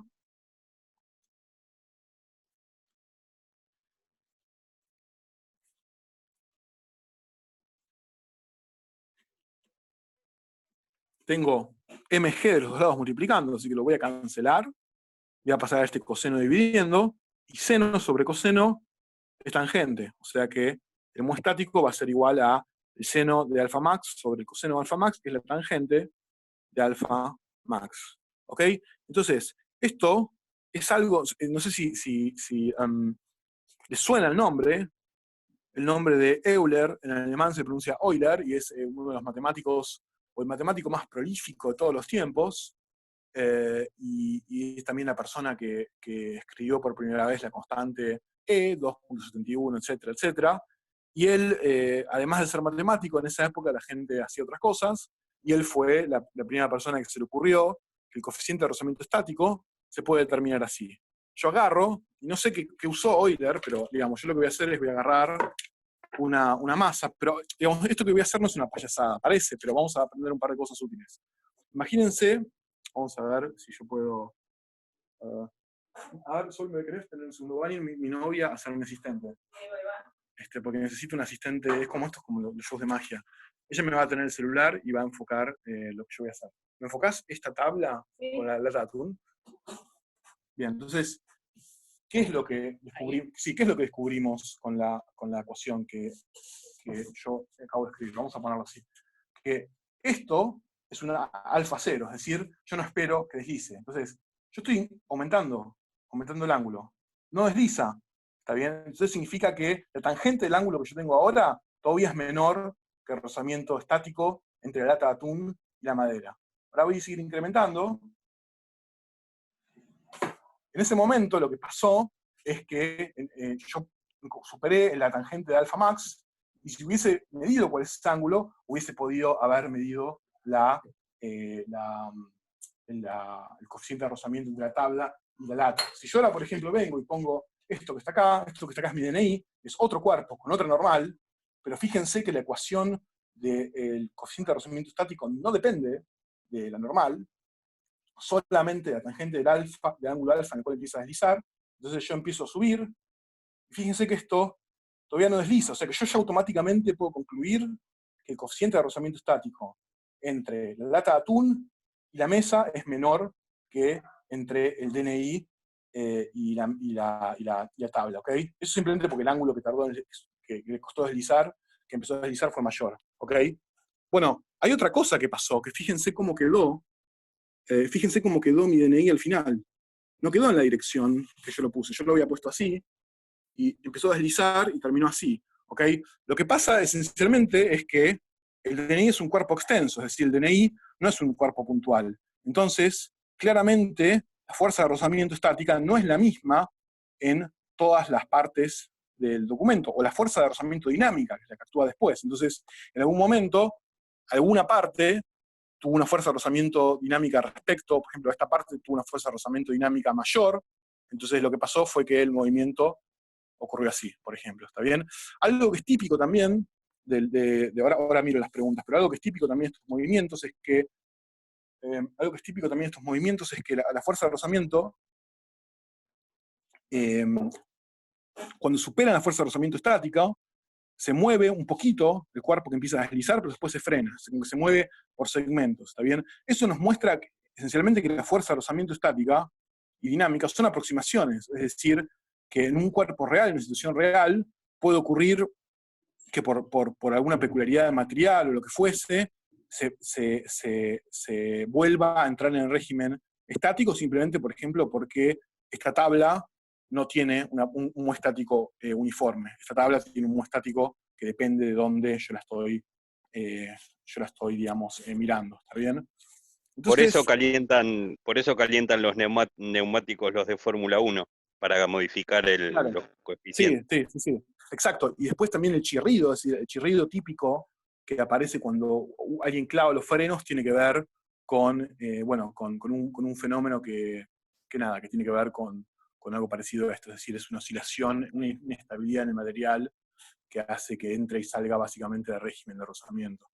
Pero sí, digamos... Profe, la función tangente es creciente entre un ángulo alfa 0 hasta pi medios, o antes de pi medios ya.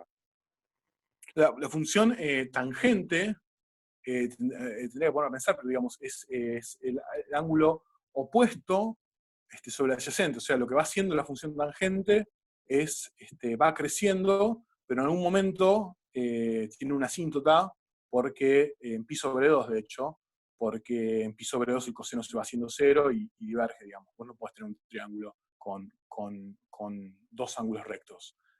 Entonces sí, digamos, va aumentando con alfa, ¿ok? Hasta que tenés la asíntota. Entonces,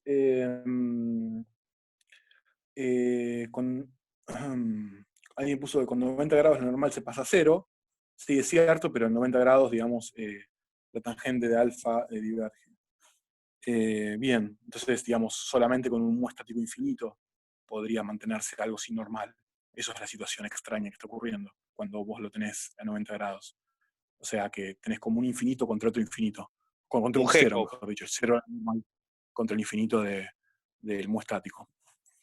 Bien, entonces, nada, esto es algo que se le ocurrió a Euler por primera vez, y es algo que es súper fácil de demostrar, y que para mí, si uno se fija y presta atención a cómo se mueve realmente la cosa, puede aprender un poco sobre las limitaciones digamos, del modelo de rozamiento que estamos trabajando. El libro de Feynman habla de algo que me parece que es súper interesante. No sé si les pasó. A ver, primero, cuando uno lee, no sé, por ejemplo, el coeficiente de rozamiento entre dos metales, entre una superficie de cobre y una superficie de, no sé, de níquel. En realidad, lo que la gente hace cuando calcula el rozamiento es, utiliza, a menos que aclare lo contrario, utiliza, digamos, materiales muy puros, pero en la práctica, en realidad, los materiales no son tan puros, es decir, lo que pasa es que en la superficie de contacto entre los metales está lleno de impurezas que no son el metal mismo. Entonces, en realidad, uno tiene que corregir por todas esas cosas que pasan para tener en cuenta cuál es la verdadera identidad de los metales. Y algo que pasa que es muy notable, que es que el coeficiente de rozamiento entre el mismo metal, es decir, entre un cuerpo de un metal, no sé, cobre, y una superficie de cobre, por ejemplo, siempre que sea el mismo metal, los dos, siempre es mayor que el coeficiente de rozamiento dinámico que existe entre metales distintos. Y eso Feynman lo explica de una forma que me parece muy interesante, que es imagínense que tienen dos superficies del mismo metal que son perfectamente puras, es decir, una superficie de cobre que es perfectamente pura y lisa, no tiene impurezas, no tiene gases metidos debajo de la superficie, es algo que es realmente, si uno la mira, es una superficie lo más plana posible de cobre.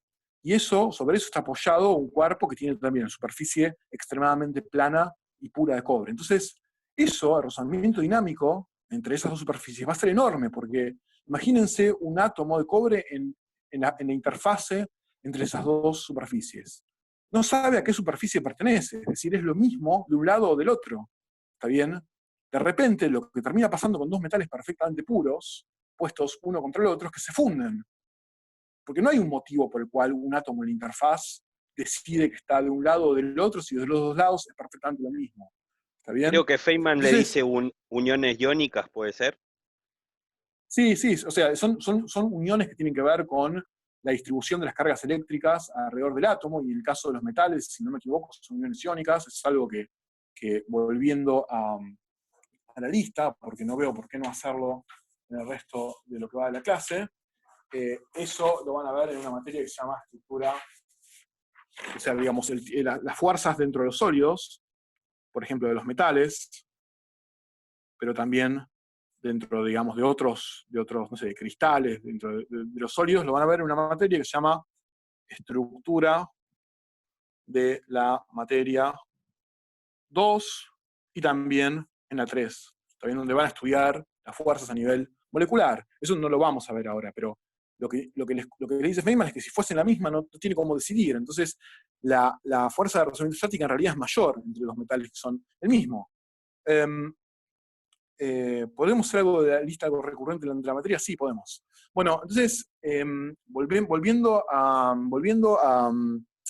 y da otro ejemplo Feynman que me pareció interesante, que yo no lo verifiqué porque tengo miedo de romper algo, pero lo que él dice es que si ustedes agarran un plato de vidrio y agarran, por ejemplo, un vaso de vidrio, y esto capaz les pasó alguna vez, y lo apoyan y ponen, por ejemplo, una soga atada al vaso de vidrio, y si ustedes tiran, eso tiene un comportamiento, digamos, normal, es decir, como todos los cuerpos que yo estuve dibujando hasta ahora, en un momento lo empiezan a mover y el vaso de vidrio se mueve. Pero si mojan las dos superficies, eso se vuelve mucho más difícil de mover y hasta se raya el vidrio. Y lo que dice Feynman, no sé si, porque a veces pareciera que puede haber algún bolazo metido ahí, pero lo que dice él que está pasando es que el agua separa las impurezas entre el vidrio, es decir, separa, por ejemplo, una capa de grasa, una capa de polvo, y entonces lo que termina pasando es que están en contacto directo las dos superficies de vidrio, y lo que termina pasando es que entonces ahí tenemos un caso de un material en rozamiento con el mismo material. Y eso es una fuerza muy grande al punto de que el material se va destruyendo, se va rajando, se va haciendo rayas uno contra el otro. Entonces, si quieren probarlo, pueden probar pueden probar mover un material de vidrio mojado contra otro. Bueno, quiero terminar este ejercicio. Entonces, siempre y cuando se cumpla esto, el cuerpo de arriba no se va a deslizar, se va a quedar quieto en virtud de la fuerza de rozamiento estático. Ahora, supónganse entonces que nosotros estamos en una situación en la cual superamos esto, es decir, el ángulo ahora alfa es mayor que alfa max. ¿Está bien? Si alfa es mayor que alfa max, entonces lo que va a pasar es que la fuerza de rozamiento estático ya no va a poder compensar el componente X de la normal. Entonces van a pasar dos cosas. Va a empezar a haber aceleración en X, y además esa aceleración en X va a estar dada por la fuerza de rozamiento, digamos, el peso en X menos la fuerza de rozamiento dinámico. Entonces, cuando estoy en este caso, ahora lo que tengo que escribir son las ecuaciones en X versor y en Y versor. El concepto de rozamiento en un mazo de cartas. Como poder verlo, podemos. Vos parecés saber algo que yo no sé sobre el rozamiento en un mazo de cartas, que lo hace interesante, pero si me prometés que hay algo divertido en entender el rozamiento de un mazo de cartas, yo investigo qué pasa con el rozamiento del mazo de cartas y trato de contarles algo. Entonces, para terminar con el ejercicio, lo que yo estaba diciendo es, bueno, en esta situación voy a empezar a tener primero en inversor. En inversor no cambia nada, es decir, en inversor sigue habiendo aceleración cero, porque de nuevo el cuerpo no se mete en la superficie, y la ecuación es la misma, menos mg coseno de alfa, más normal. La ecuación es la misma en Y versor. En X versor, lo que yo tengo es que ahora hay aceleración, o sea que yo tengo una masa por aceleración en X versor, y esto va a venir dado por la componente X del peso, mg por el seno de alfa, menos, y acá va a venir la fuerza de rozamiento dinámico, que se opone, por eso el menos, a la dirección del movimiento, y esta, si sabemos cuánto vale el muy dinámico, va a valer muy dinámico por la normal. ¿Ok? Entonces, acá ya tenemos lo que necesitamos para calcular cuánto vale la aceleración, porque fíjense que la normal, acá no sabemos cuánto vale, pero en realidad la normal va a ser igual a mg por el coseno de alfa. Entonces, esto es lo que metemos acá, y nos queda que m por x dos puntos es igual a mg por el seno de alfa menos muy dinámico por mg por el coseno de alfa. ¿Ok? Fíjense que yo tengo una m acá, tengo una m acá, y tengo una m acá, tengo una m de los dos lados. Entonces, multiplicando todo, entonces la podría dividir y cancelar. Entonces, ya tengo la aceleración. La aceleración es g por el seno de alfa menos muy dinámico por el coseno de alfa.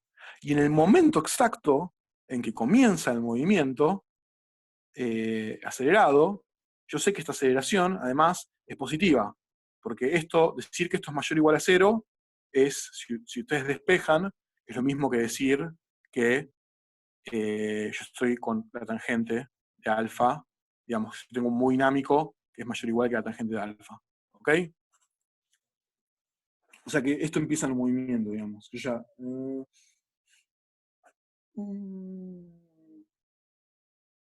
Bueno, voy a tomar la sugerencia de Martín y voy a hablar en el campo virtual del rozamiento. Una pregunta, las unidades de muy dinámico son metro sobre segundo al cuadrado. No, o sea, fíjate cómo tiene que ser, digamos. Vos tenés algo, vamos a escribir las unidades, digamos. Vos tenés de este lado una fuerza es igual a muy dinámico por una normal. Esto tiene unidades de fuerza. Esto también tiene unidades de fuerza. Entonces, esto que está acá no puede tener unidades. Si esto tuviese unidades, entonces las unidades de esto y las unidades de esto no serían las mismas. Es un coeficiente, es un número sin unidades. ¿Está bien? No, las unidades no son... sí, acá está. Está todo multiplicado por g. Bien. Bueno, para terminar la clase de hoy, que tenemos media hora, quiero hablar de algo que, en mi opinión, realmente llegamos a uno de esos momentos en los que yo digo, bueno, ahora estamos por cruzarnos con algo que es profundo dentro de la física, es decir, todo bien, nosotros estamos haciendo mecánica, estamos tratando de entender si pelotitas ruedan o no debajo de planos inclinados, pero lo que yo quiero hacer es a ver si podemos imaginar juntos un par de situaciones y vamos a ver si podemos entender algo que, en mi opinión, al menos, es un concepto que es profundo de física y que tiene que ver, sorpresivamente, al menos tiene algo que ver, sorpresivamente, con un concepto que aparentemente no es tan profundo como el de la fuerza de rozamiento. Cuando digo profundo me refiero a cosas que están como en el núcleo de la física, es decir, como cosas que son las mismas para toda la física, como cosas que, digamos, no sé, la conservación de energía o el hecho de que la fuerza gravitatoria no dependa de la masa, son cosas que a priori no parecen ser particularmente relevantes, pero después termina pasando que no hay forma de que la física funcione sin esas. ¿Está bien? Y estamos por hablar de una de esas, de una de mis favoritas, de hecho. Entonces, vamos a imaginarnos una situación, para esto voy a requerir un poco de sus poderes de imaginación, no mucho, pero apenas. Vamos a imaginarnos la siguiente situación. Tenemos acá la Tierra, por ejemplo, donde estamos parados nosotros, en este momento, estamos nosotros parados en el campo gravitatorio, es decir, estamos parados con G apuntando hacia abajo, y tenemos una pelota en la mano, una pelota, un cuerpo, no sé, puede ser un cuerpo puntual, no importa en este caso. Y lo tiramos para arriba. Lo tiramos para arriba con una velocidad V0, ¿ok? Eso es una velocidad inicial que le impartimos al cuerpo y lo tiramos para arriba. Esto no es otra cosa que un tiro vertical. ¿Está bien? Esto es algo que ustedes ya conocen. Ustedes saben lo que va a pasar. Si esto es lo que lo que ocurre en el tiempo inicial, a t igual a 0, entonces, en un tiempo determinado, que de hecho ustedes lo saben calcular, porque es un tiro vertical común y corriente, lo que va a pasar es que la pelota va a haber subido, se va a haber frenado cada vez más, porque tiene la atracción gravitatoria que se opone, y va a estar quieta arriba. ¿Está bien? Va a estar con una velocidad final que se llama 0. ¿Está bien? Ustedes se pueden imaginar este movimiento, digamos. Además, ustedes pueden hacer dos cosas con este movimiento. Primero lo pueden calcular, o sea, saben cómo calcular, por ejemplo, cuál es la altura a la que llega el cuerpo en función de B0, y también calcular cuánto es el tiempo final. Esto es un tiro vertical. Pero ustedes pueden hacer algo, como es un caso sencillo, pueden hacer algo todavía mucho más poderoso que calcular. Lo que ustedes se lo pueden imaginar, digamos, y si no se lo pueden imaginar, agarren un objeto y tírenlo hacia arriba ahora y van a ver lo que pasa. Empieza con un movimiento hacia arriba y se va frenando y llega con una velocidad 0 arriba. Entonces, como se lo pueden imaginar, les voy a pedir imaginar algo sobre este movimiento. Lo que les voy a pedir imaginar es, imagínense que lo grabamos, por ejemplo, con una cámara, con un celular, y después pasamos el video al revés. Pasamos el video en reversa. ¿Está bien? O sea, si nosotros grabamos esto y lo pasamos en reversa, ¿cómo va a ser el movimiento que vamos a ver? ¿Cómo va a ser el movimiento que vamos a ver en reversa del video que grabamos? Bueno, el movimiento va a empezar en este momento, porque estamos pasando al revés. Entonces, lo que fue el último movimiento en lo que pasó en la vida real, ahora es el primer movimiento cuando yo paso el video al revés. ¿Está bien? Entonces, ahora el tiempo igual a 0, yo tengo mi pelota arriba. Tengo mi pelota arriba y yo la tengo con la velocidad que tenía la pelota cuando terminé yo mi experimento de tirarla hacia arriba. Esto es lo que pasa cuando yo paso el video al revés. ¿Está bien? Sigo teniendo una aceleración g, porque lo que pasa entonces es que en el tiempo inicial yo estoy acá, pero cuando yo ahora voy a un tiempo que es igual, digamos, al tiempo final, yo estoy en una situación en la cual la pelota está abajo, pero la velocidad que viene teniendo la pelota apunta hacia abajo. La pelota se venía moviendo hacia abajo. ¿Está bien? Porque estoy pasando el video al revés. ¿Se entiende que este va a ser el comportamiento si yo filmo un tiro vertical y después lo paso al revés? Ok. ¿Qué pasó cuando yo pasé el video al revés? Bueno, hubo cosas que se dieron vuelta, hubo vectores que se pusieron al revés y otros vectores que no se pusieron al revés. La gravedad, la aceleración, siguió apuntando hacia abajo. Pasar el video al revés no hizo que la aceleración apunte en la dirección hacia arriba. Lo que hizo pasar el video al revés, esencialmente, que la velocidad, tanto la velocidad inicial como la final, la inicial era 0, cambiaron el signo, es decir, que ahora yo tengo el vector velocidad invertido. Entonces, acá hay dos cosas. Primero, que entonces significa que, ¿se acuerdan que yo en un momento les dije que esa transformación de Galileo, que era la transformación en la cual de un sistema inercial yo pasaba a otro sistema moviéndose a velocidad constante, entonces las fuerzas y las aceleraciones no cambiaban en esa transformación. Es decir, la transformación era asimétrica. Las fuerzas y las aceleraciones se mantenían en esa transformación, eran invariantes, o sea, era lo mismo escribir las fuerzas en un sistema de referencia inercial que en otro sistema de referencia que se movía en velocidad inercial respecto a eso. Lo que estoy diciendo acá es que lo mismo vale cuando yo paso el tiempo al revés. Es decir, si yo ahora vengo y le pongo un nombre a esta transformación, no sé, la transformación de Enzo, no se llama así, pero vamos a llamarla así, o no hace falta. La transformación de Enzo hace que sean invariantes las fuerzas y las aceleraciones. Y la transformación es simplemente revertir el paso del tiempo, es decir, retroceder en tiempo. Entonces, la mecánica, porque la mecánica esencialmente es el estudio de las fuerzas y las aceleraciones, es la misma vista hacia adelante o hacia atrás. Eso quiere decir que si ustedes tenían el video grabado de la pelota subiendo y lo pasan al revés, no van a poder distinguir que es un video que está siendo pasado al revés. El movimiento al revés es un movimiento que es perfectamente posible. De hecho, es el movimiento que observan cuando agarran una pelota y la sueltan. ¿Está bien? Entonces, si yo les mostrase a ustedes videos de, por ejemplo, de cuerpos moviéndose en base a las leyes, por ejemplo, de la gravitación y las leyes de Newton, por ejemplo, el movimiento de planetas, el movimiento de estrellas, ustedes, a menos que sean astrónomos o que sean aficionados a la astronomía y que sepan mucho de astronomía, no tienen chance de decirme si esos movimientos están ocurriendo en el sentido, digamos, del tiempo real o si yo estoy pasando los videos al revés. De hecho, una vez me acuerdo que hice el experimento. Tenía videos, no me acuerdo dónde los saqué ahora, de atardeceres y de amaneceres. También los atardeceres, desde la Tierra vemos al Sol hundiéndose en el horizonte, y en los amaneceres vemos sí, o sea, lo que yo estoy diciendo, Bautista, es que en el caso de la pelota esta, cuando yo la tiré, no es un concepto fácil este que estoy diciendo, por eso hace falta imaginarlo. Es decir, el movimiento con el tiempo, digamos, usual, con el tiempo correcto, digamos, sin invertirlo, es un movimiento en el cual la pelota va hacia arriba con una velocidad inicial v0 hasta que se frena. Cuando yo lo invierto en el tiempo, el movimiento, si paso el video al revés, ahora el instante final del movimiento, es decir, la pelota quieta arriba, es el instante inicial del movimiento al revés. Pero fíjense que la pelota sigue, cuando yo le doy play, moviéndose hacia abajo, sigue cayendo hacia abajo, solo que lo que hice yo fue invertir la velocidad, la dirección del vector velocidad. Lo que yo no invertí es en qué dirección está la aceleración. La aceleración sigue apuntando hacia abajo, no es que porque estoy pasando el tiempo al revés, ahora la aceleración apunta hacia arriba y los cuerpos de la nada se aceleran hacia arriba y se van volando hacia la estratosfera. Eso no pasa, es decir, que las aceleraciones y las fuerzas, que de nuevo son las entidades vectoriales que estudiamos en mecánica y relacionamos de acuerdo a la segunda ley de Newton, si yo la miro hacia adelante o hacia atrás en el tiempo, no cambian. De la misma forma que tampoco cambiaban en caso de la transformación de Galileo.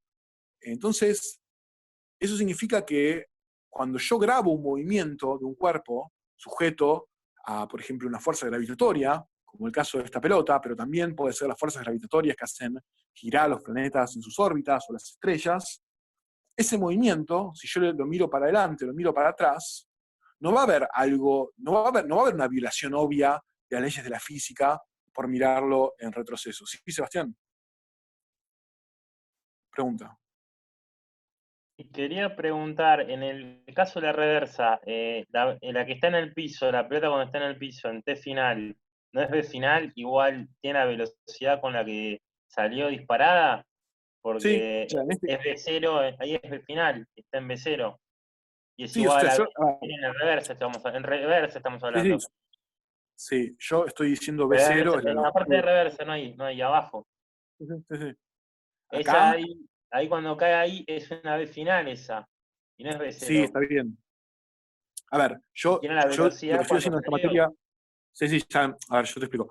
Lo que yo estoy haciendo en la materia es cuando yo no le pongo la flechita a un vector, estoy hablando del módulo del vector. Entonces lo que estoy diciendo, poniendo B0 acá sin flechita, es que este vector y este vector en realidad tienen el mismo módulo.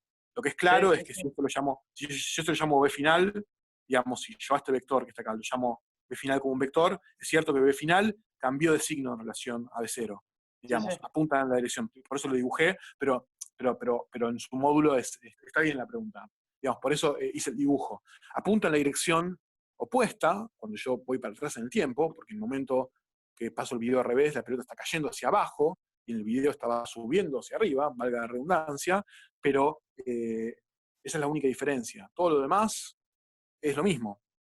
Entonces, lo que decía es, por ejemplo, no sé, o sea, hay movimientos de los digamos, sujetos a la gravedad que nosotros podemos ver sin necesidad de ir al observatorio. Uno es los movimientos que describen el Sol y la Luna vistos de la Tierra.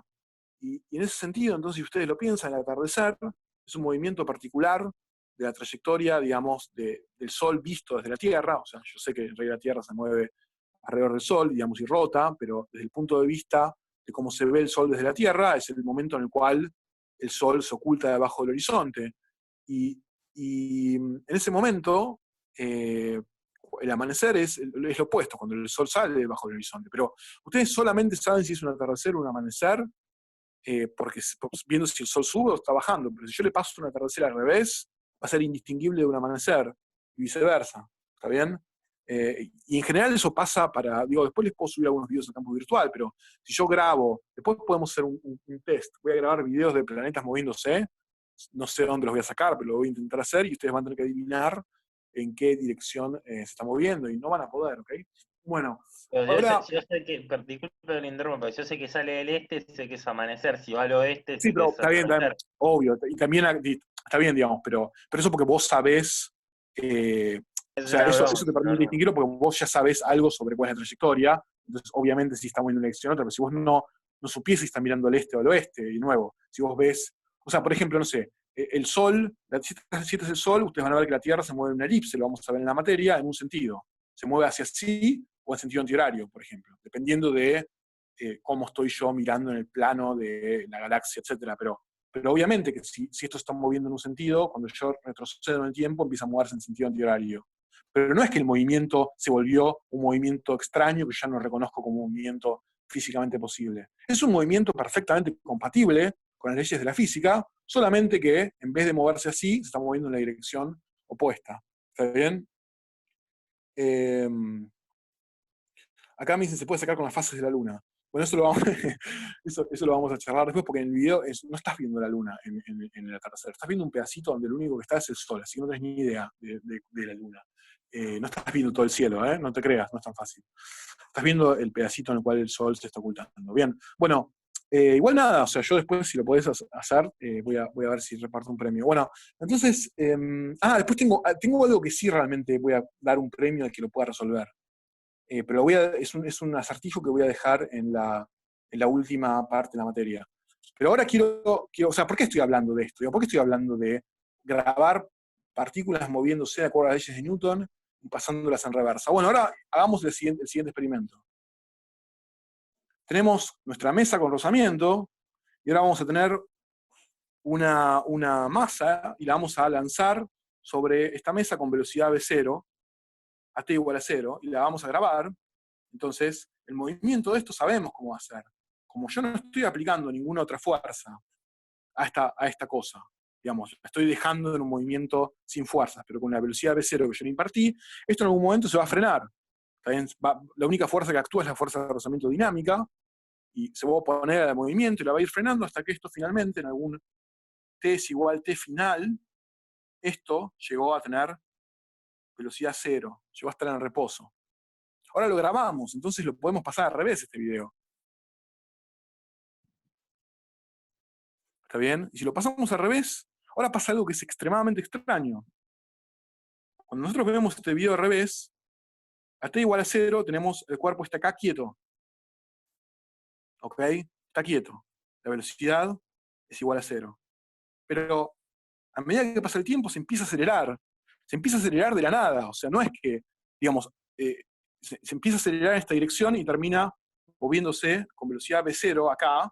Pero ¿qué es lo que le está haciendo esta fuerza? Bueno, ustedes podrían decir, se lo está haciendo la fuerza de rozamiento. Sí, pero yo dije que la fuerza de rozamiento siempre se opone a la dirección del movimiento. Entonces, cuando yo veo este video, el video al revés de un cuerpo que se fue frenando en una mesa con rozamiento, y lo paso al revés, la única forma de que, digamos, de tener un cuerpo que haga esto, que es que parte del reposo y se empieza a acelerar, es que tener una fuerza de rozamiento que actúa ahora con el movimiento. ¿Ok? Pero eso no pasa, o sea, este video, ustedes perfectamente pueden saber que yo es un video que estoy pasando al revés. ¿Está bien? A diferencia de los otros videos, que si la pelota está cayendo y está subiendo, que son videos realmente consistentes con las leyes de la física, este video visto al revés es rarísimo. Es el video en el cual tienen lata de atún y de golpe, sin que aparentemente actúe ninguna fuerza, se empieza a acelerar y se va. Entonces, ¿qué está pasando acá?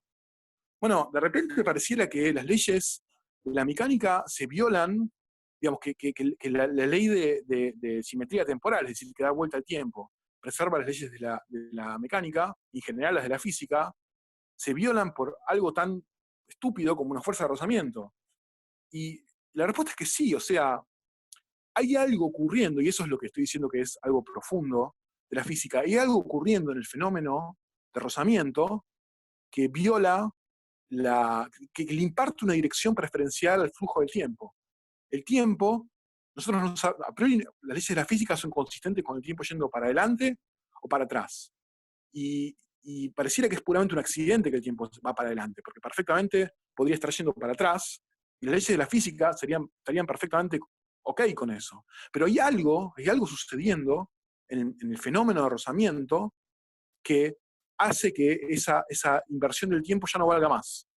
¿Está bien? Y eso que está sucediendo en el fenómeno de rozamiento es que lo vamos a ver lo vamos a ver con más claridad cuando hablemos de energía. Pero lo que está pasando es que la fuerza de rozamiento hace que la energía que tiene, la energía cinética, digamos, la energía por el movimiento, se vaya desvaneciendo, vaya desapareciendo. Es decir, que la energía se va, termina el movimiento, empezó con una energía cinética positiva y terminó con una energía cinética cero. Es decir, que hubo algo que le fue quitando la energía al cuerpo que se movía. Pero ¿dónde fue esa energía? O sea, la energía no puede desaparecer. ¿Qué es lo que pasó? ¿Qué es lo que hizo la fuerza de rozamiento? Exacto. La fuerza de rozamiento lo que hizo fue generó calor. El calor, de hecho, lo pueden verificar porque en un rozamiento lo que pasa es que aumenta la temperatura entre las superficies. ¿Qué es el calor? Bueno, y esto es, voy a volver a mi hoja si la encuentro, porque acá, entonces, calor y entropía, que voy a decir qué es, o lo voy a explicar por arriba, son conceptos que van a ver en física 4 y en física teórica 3, pero vamos a darle un nombre a calor. El calor básicamente es una forma de energía que yo ya no sé, que yo ya, digamos, el calor es como un nombre para la ignorancia, es decir, en el proceso en el cual las superficies se pusieron en contacto y rozaron y fue frenando la masa, lo que ocurrió es que hubo una transferencia, digamos, de la energía, lo que sería energía cinética de los átomos, de las moléculas individuales de un cuerpo, hacia las moléculas del otro. Es decir, que de repente ahora las moléculas empezaron a vibrar y tener mayor energía cinética individualmente, mayor velocidad, las moléculas individuales, y eso es la temperatura. Es decir, las temperaturas significa que las moléculas individuales de, por ejemplo, la mesa, ahora se están moviendo con mayor velocidad porque le quitaron, es como un montón de pelotitas que le quitaron entre todas la energía a la pelotita grande. Y el problema de la energía distribuida en ese montón de pelotitas es que yo ya no sé qué es qué. O sea, la energía, digamos, se dividió en un montón de cosas que yo ya no puedo identificar dónde y cuándo, sino que simplemente lo que yo sé es que simplemente aumentó la temperatura. Entonces, lo que pasó es que en el proceso en el cual frenó por el rozamiento, hubo lo que se llama un desorden del sistema. Es decir, ahora la energía, que estaba tan ordenada en una única partícula, moviéndose en una dirección, ahora está completamente desordenada, distribuida en el calor y en la temperatura, digamos, en la temperatura de un montón de moléculas en la superficie, y yo ya no tengo idea de qué hacer con esa energía porque está tan desordenada que no la puedo aprovechar. Entonces lo que pasó es que aumentó la entropía del sistema. La entropía, a grandes rasgos, y de nuevo lo van a ver no en esta materia, sino cuando vean en física 4 y en termodinámica y en física teórica 3, la entropía esencialmente es algo que se relaciona con el desorden del sistema.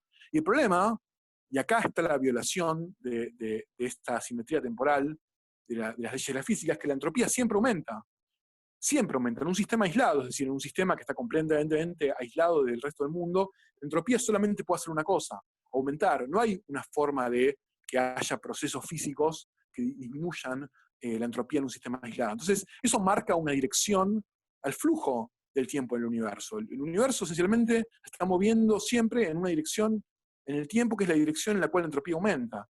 Y eso, esencialmente, si ustedes lo piensan, es un poco deprimente, porque eso significa que hay un estado final del universo. Es el estado final del universo, el estado en el cual la entropía ya no puede aumentar más. ¿Está bien? Porque ya llegó al valor máximo que puede tener.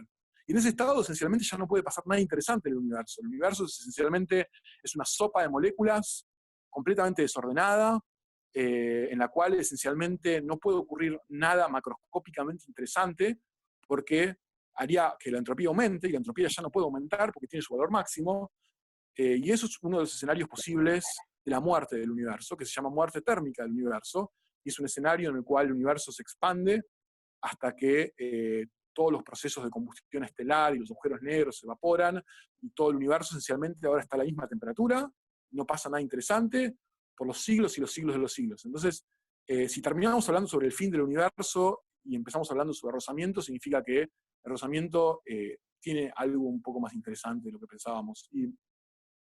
Y en definitiva eso es lo interesante, que es una fuerza que se llama no conservativa y que lo que termina haciendo es hacer que la energía desaparezca.